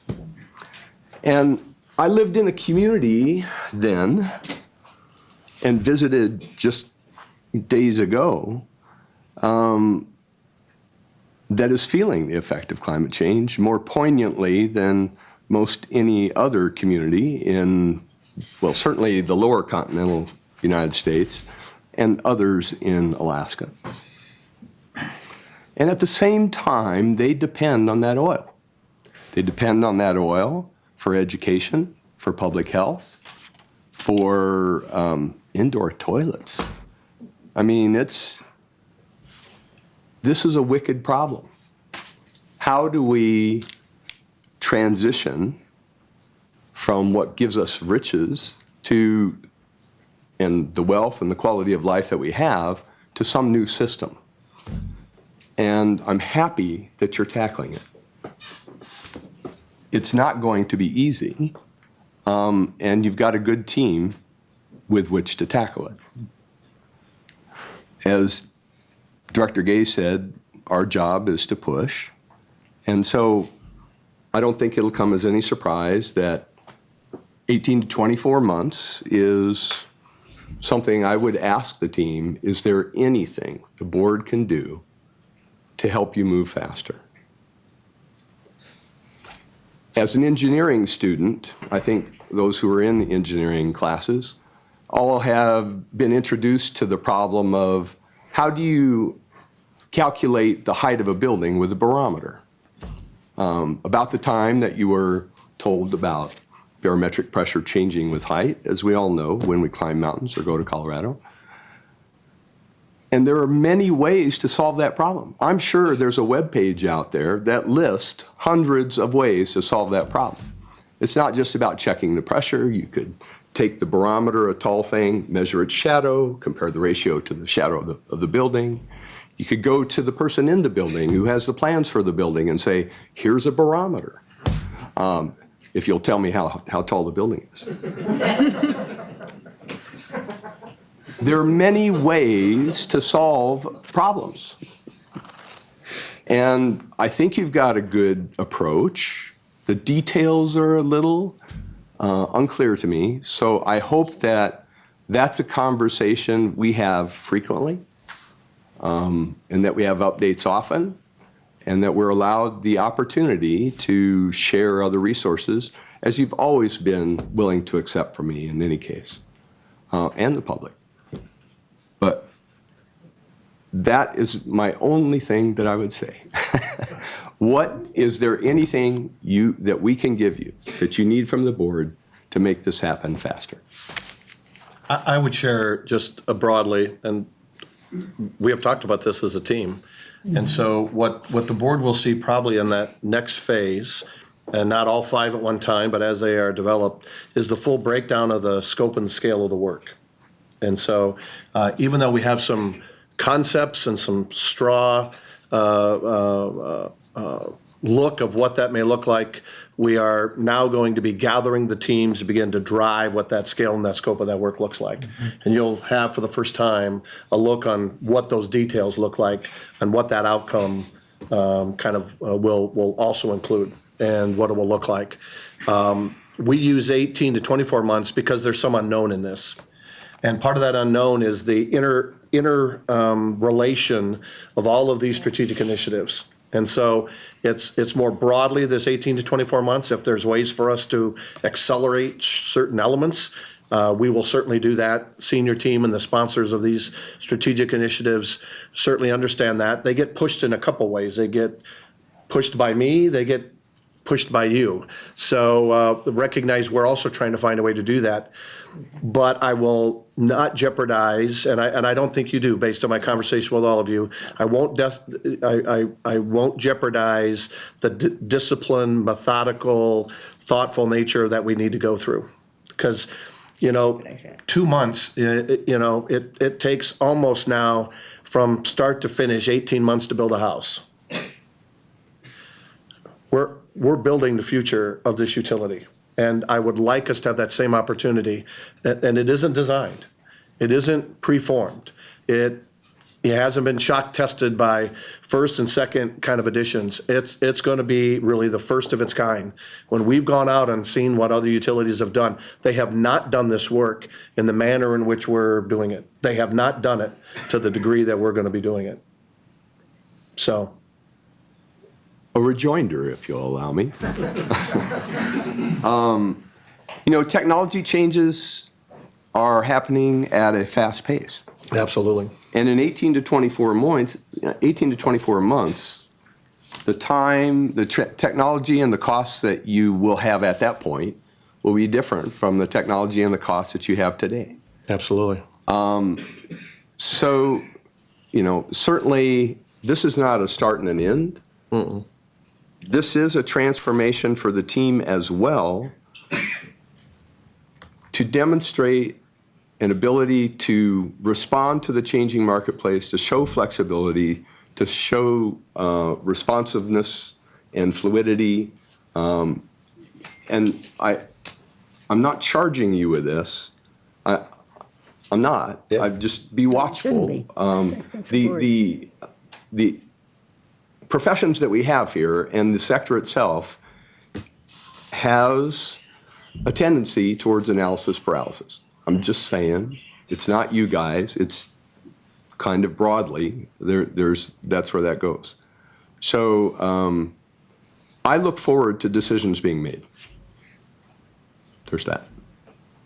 I think it's really interesting. We had on our original 2016 plan an additional 200 megawatts of wind, originally planned. Mm-hmm. We did not feel that was appropriate for this most current future. And to your point, there may be other opportunities for us to do some things differently at similar cost and value propositions that the team is working on right now, by the way, with some of the capacity needs that we're going to need to grow based on customers, based on other decisions that have been made for our North Omaha 4 and 5 historically that we're going to be living up to and committing to. And so the board will see some short-term, I think, look about what this looks like. And you're right, we have to be flexible because David Corbin knows this. When I talked to the wind and solar, I showed the line from the start of our first wind project to where we were today. I showed the line on where solar is on that day and where it's down, where it's at that point in time in 2017 or 18. There is a strike time that's going to be the right time for us to strike. And we have to be open to what that looks like and to be quick in those decisions and certainly engaging the board about what that looks like going forward. So I really do appreciate the challenge. That challenge has been given to my team to begin to think about what that looks like and how we go about doing that. And so I really do appreciate that. If I could finish with a commendation. I've been looking at the energy use, the sources of energy for nearby states and nationally. And Nebraska was late into the game in wind. But we wouldn't be anywhere without OPPD. I mean, really. So kudos to OPPD for being the movers and the shakers in the state on that. And you've got the good team, and I look forward to what happens. It's going to be fun. Okay. Good. Thank you. If there's no other comments, are there any comments from the public? Mr. Corbin, up front. David Corbin, 1002 North 49th Street, Nebraska Sierra Club. If you're waiting for me to say "but" at the end, I'm not going to do it. Really? So everything I'm saying now is... Make sure this is really Recorded. We need this if there's no "but." We need this. Yes. So first of all, I've been seeing President Burke in the news with op-eds and working with the Chamber of Commerce. And just yesterday, I read that you're on some other board related to energy. So congratulations to that. I want to commend Director McGuire too, because you really, in my estimation, got the strategic directives started and going, and that's really a good thing. And it's led to this next level that we just heard for the first time today, and so I compliment you on that. I want to point out that, as I've said before, the Sierra Club, we don't disagree with all the things. I mean, I do remember when first started coming, the goal was 10% renewable energy by 2020, and you far exceeded that. The solar array, I can assure you that a lot of the people who bought into that program were our members. The EV initiative, a lot of those people who bought into that are our members. So we want to work with you. You've heard me always talk about the Green Fund, and I'm going to give you a survey that we did, which is, there's no but here, don't worry.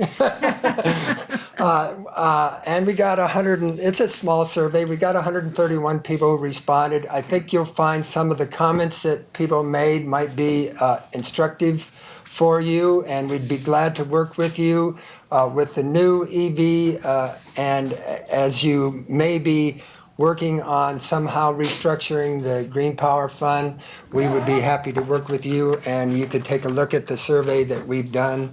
So thank you. Well, thank you for helping Mrs. Comstock out with that and her team with that.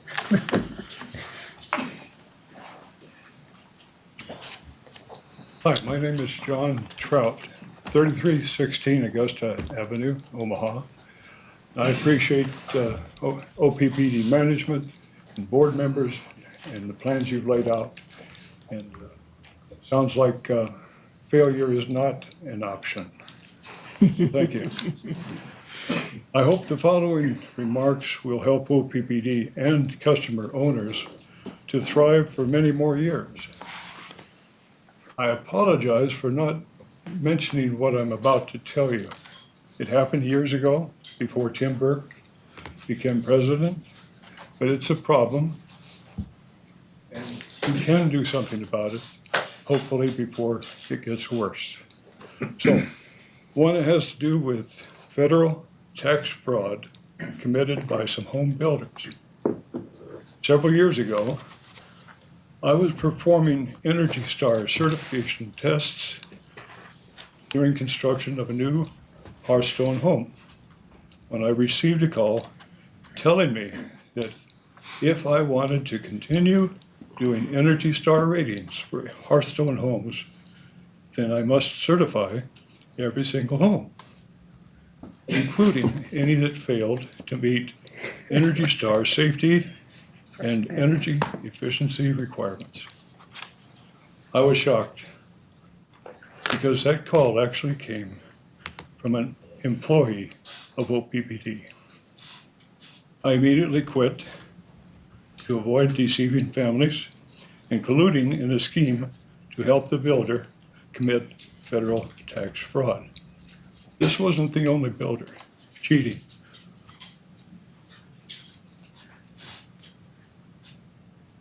Other problem, air pollution in the USA.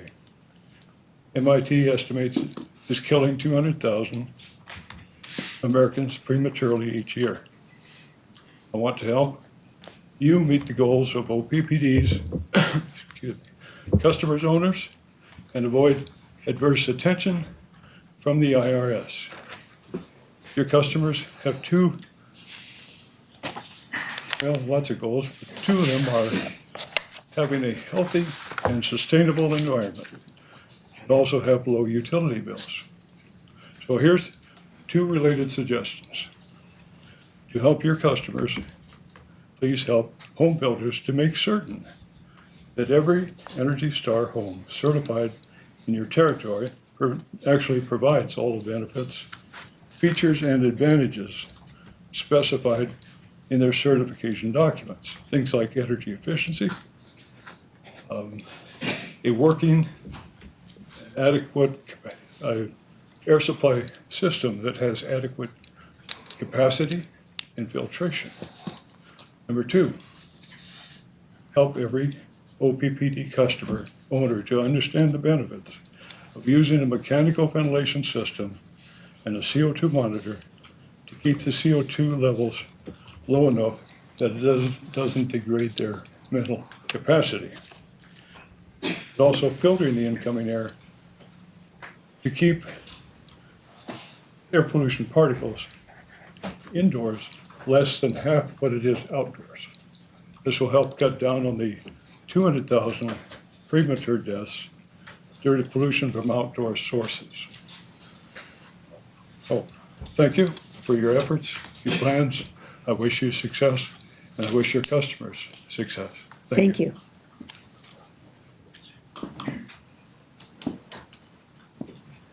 Scott Williams, 93rd Ave, represented by Director Moody. I'm thrilled to hear the comprehensive effort that has gone into developing the strategic initiative process that was described today by Mr. Burke and Ms. Fisher. I think that I appreciate and respect the dedicated and I forget the word that you use, unfortunately. The dedicated nature of making sure to cover all the bases of what this entails for the utility that brings power and keeps the lights on every time we throw the switch to hundreds of thousands of people around the Omaha community and indeed the 13 counties represented and served by OPPD. It is, last month's meeting was very exciting to hear updates about electric vehicles, community solar, energy efficiency. Those were the types of updates that I'm encouraged to hear from our utility. And this month's description of the strategic initiative process that is forthcoming far eclipses what had been described previously. I don't quite even know how to respond to accurately convey the level of excitement that comes from seeing a presentation to the board of directors of our utility that includes decarbonization strategies, that include, even in the summary, the concept of targets being set up to and including 100% decarbonization for our utility. I think that's absolutely fantastic and outstanding, something that I would wholeheartedly agree with. Simultaneously, I'm thrilled, excited to see timelines for this process that include targets all the way down to 2 years. I recognize that those two are probably not simultaneously going to be occurring. But some combination of the potential timelines and the potential decarbonization targets that have been described are the right direction for our public utility.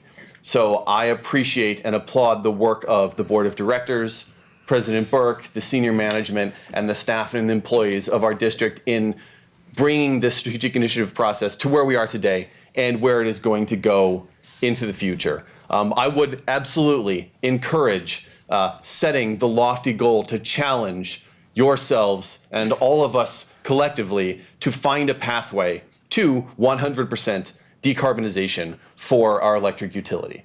And certainly it will not be in 2 years, but I do think that that is a mile marker that we can envision at some point in the future for what our public power district looks like and how it serves the ratepayer owners here in our community. And I appreciate the effort that's gone into it, and I look forward to hearing continuous updates about the other strategic initiative aspects in the coming 4 months and in the ensuing months afterwards as these processes are developed and targets and objectives are set and we begin to achieve those objectives. So thanks very much, and I am excited about what the future will hold. Thank you. John Pollock, 1412 North 35th Street. I am also very excited by these strategic initiatives, and I was pleased to hear about the opening being decarbonization. I would like to think that you'll get it done well and in as best time as we possibly can. I'm glad to see you tackling this, and I appreciate the hard work that everybody is doing to make this kind of thing happen. And I will be patient, but unfortunately, the planet itself is not infinitely patient, so we've got to push in that direction too. When it comes to the immediate upcoming weather, we've got 3 or 4 more days of unsettled weather, chances of strong thunderstorms and heavy precipitation in the area. After that, we're going to be bending more towards a summer weather pattern. It's going to dry out at least somewhat and get hot. Doesn't look like any extreme heat waves in the near future, next 10 days or so. One of the things that we can expect this year, because there has been so much rain, is that even if the temperatures don't get extreme, we may be faced with extreme humidity somewhere down in the July period. And not that I see anything like this happening this year, but I think of the 1995 heat wave, where the temperatures, if you compare those to, say, the 1930s or the 50s, were not that extreme, but the humidity was way up there, and it killed a bunch of people in the Chicago area.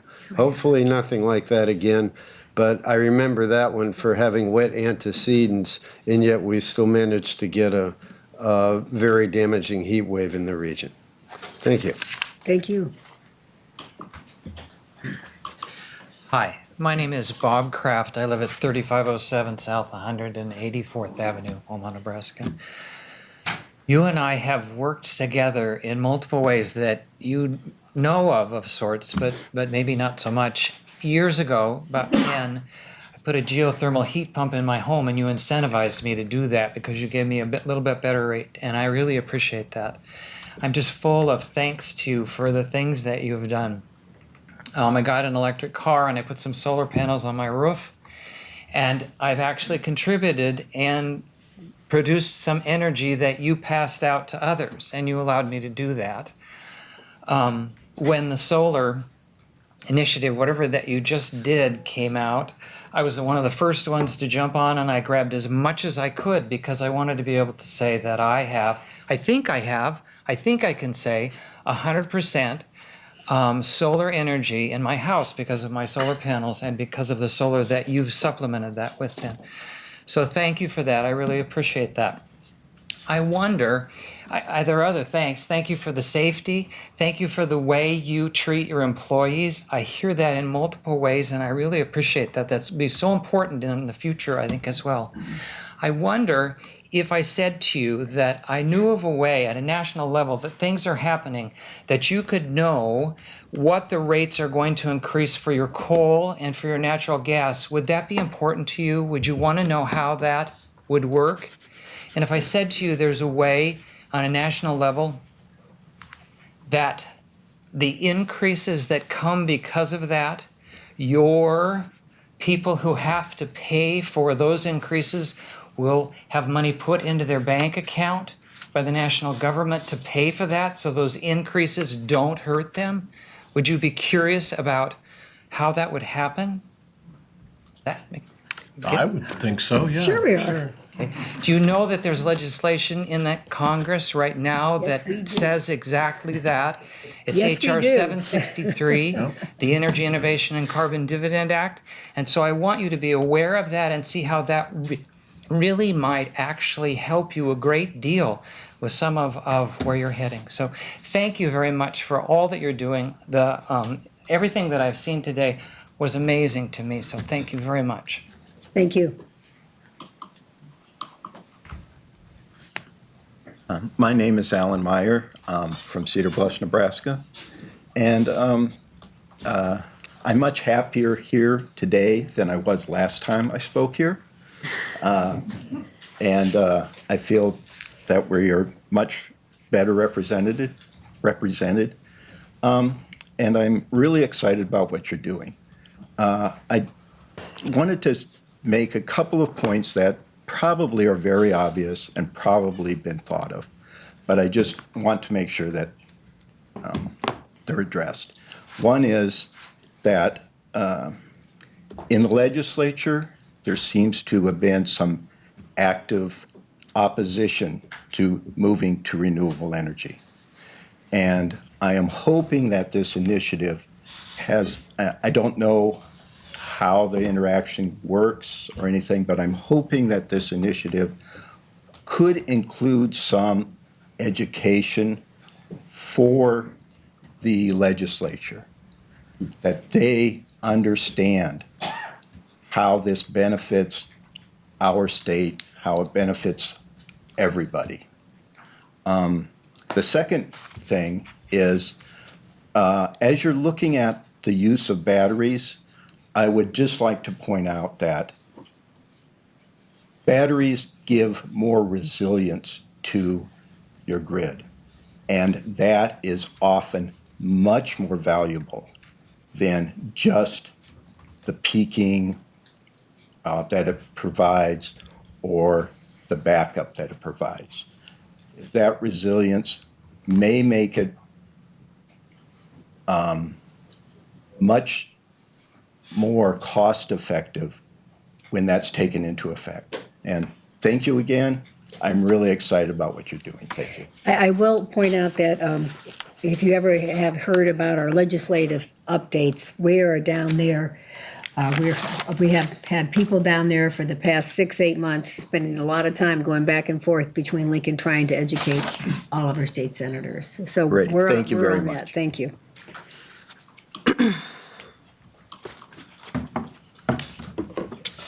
Hi, I'm Ryan Wishart. I live at 912 North 49th Street here in Omaha. I'd like to echo what some of my colleagues here, Sierra Club and other places, have said about how encouraged I am by the direction that OPPD is going in and the ambition of the proposals in many respects. And I look forward to seeing that direction in the lobbying and public comment activities by OPPD as well, which I think would represent something of a shift from the past as well. But I want to focus on just a couple things that I'd like to argue, given my background as a social scientist. I'm an environmental sociologist, faculty member at Creighton. So I appreciate the difficulties, though I can't fully appreciate them not being in your industry, of trying to plan for these kinds of dramatic changes. And while the timeline may be uncertain, the science by and large around climate is not. We certainly do not have 40 years, which was suggested. The science is clear about that. We probably don't have 30. The threat of runaway climate change suggested by the recent hothouse Earth models is increasingly dire. To follow President Burke's metaphor of building a house, there's a storm coming, and if we don't have the house built, we're all in terrible danger. We don't know precisely when it's going to arrive, but the outer bounds of our plans should reflect the scientific consensus. You'll be examining, I'm glad to see, the implications of different pathways to decarbonization to our customer owners. Will you also be examining the implications for our customer owners of a lack of decarbonization? Because it's those consequences that we have to weigh the costs of that transition against. Public power is different in that it exists to serve its customer owners and not shareholders. It is therefore able to consider broader issues than revenue and price. This makes us unique and gives us special opportunities. These broader issues include what policymakers and social movements are referring to as a just transition that prioritizes restoration for communities that have been historically negatively impacted by the legacy of our fossil energy system, such as in our case, North Omaha, but also workers who are going to be displaced in this transition. This would include our coal plant workers that work for us, the public, there in the North Omaha plant. And I'd like to encourage the board and staff to look to what social movements are talking about around just transition, because these groups can be allies in helping to plan and implement the transition that you're all talking about. Thank you very much. Thank you. Alan Bavoka, 3719 Hamilton. It's always been my contention that the job of a board is vision. And this is what a vision looks like. I don't think management has seized that away from you, but they've got a plan. It looks out 10 years. It's well integrated across the entire organization. And although we know what direction it's going, we don't know how we're going to get there. We're looking at that. The 18 to 24 month examination period sounds good to me. I mean, assuming that as we find things that we can do soon, we'll just put those in motion. Personal example, someone from OPPD changed that sodium vapor street light that was outside my bedroom window to an LED that blasts the light downward.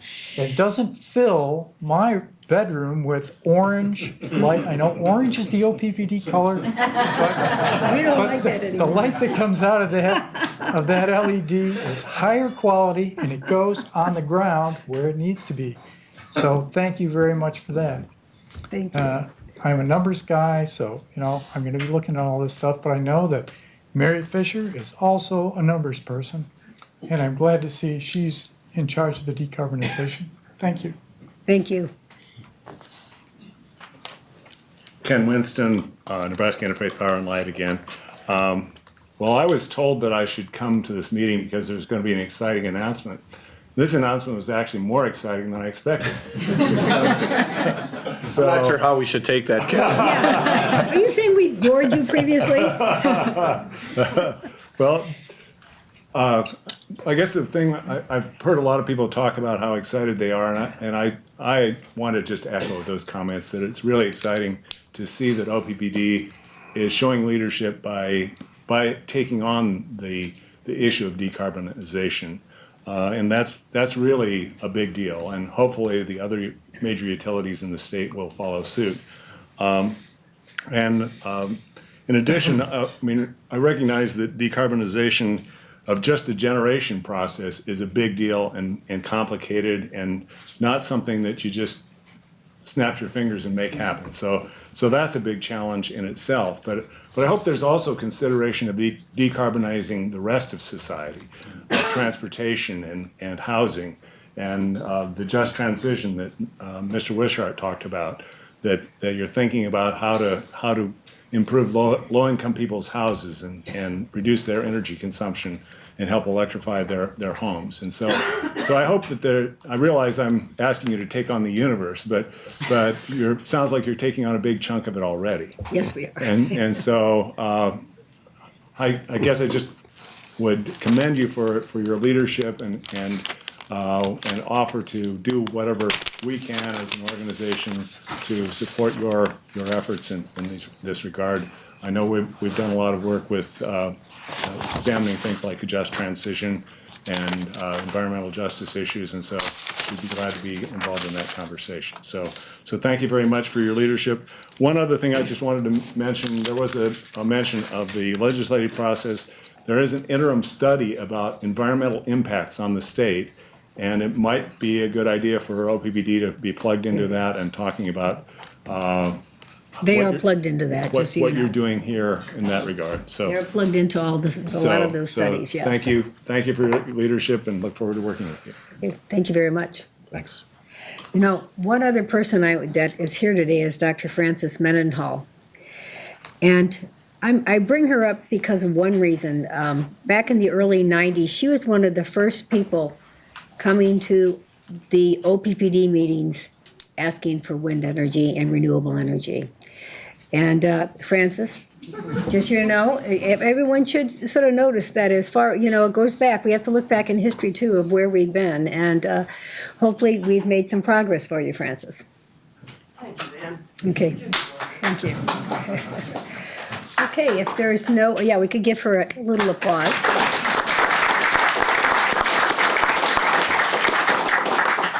If there's no other comments, our meeting is adjourned. Thank you.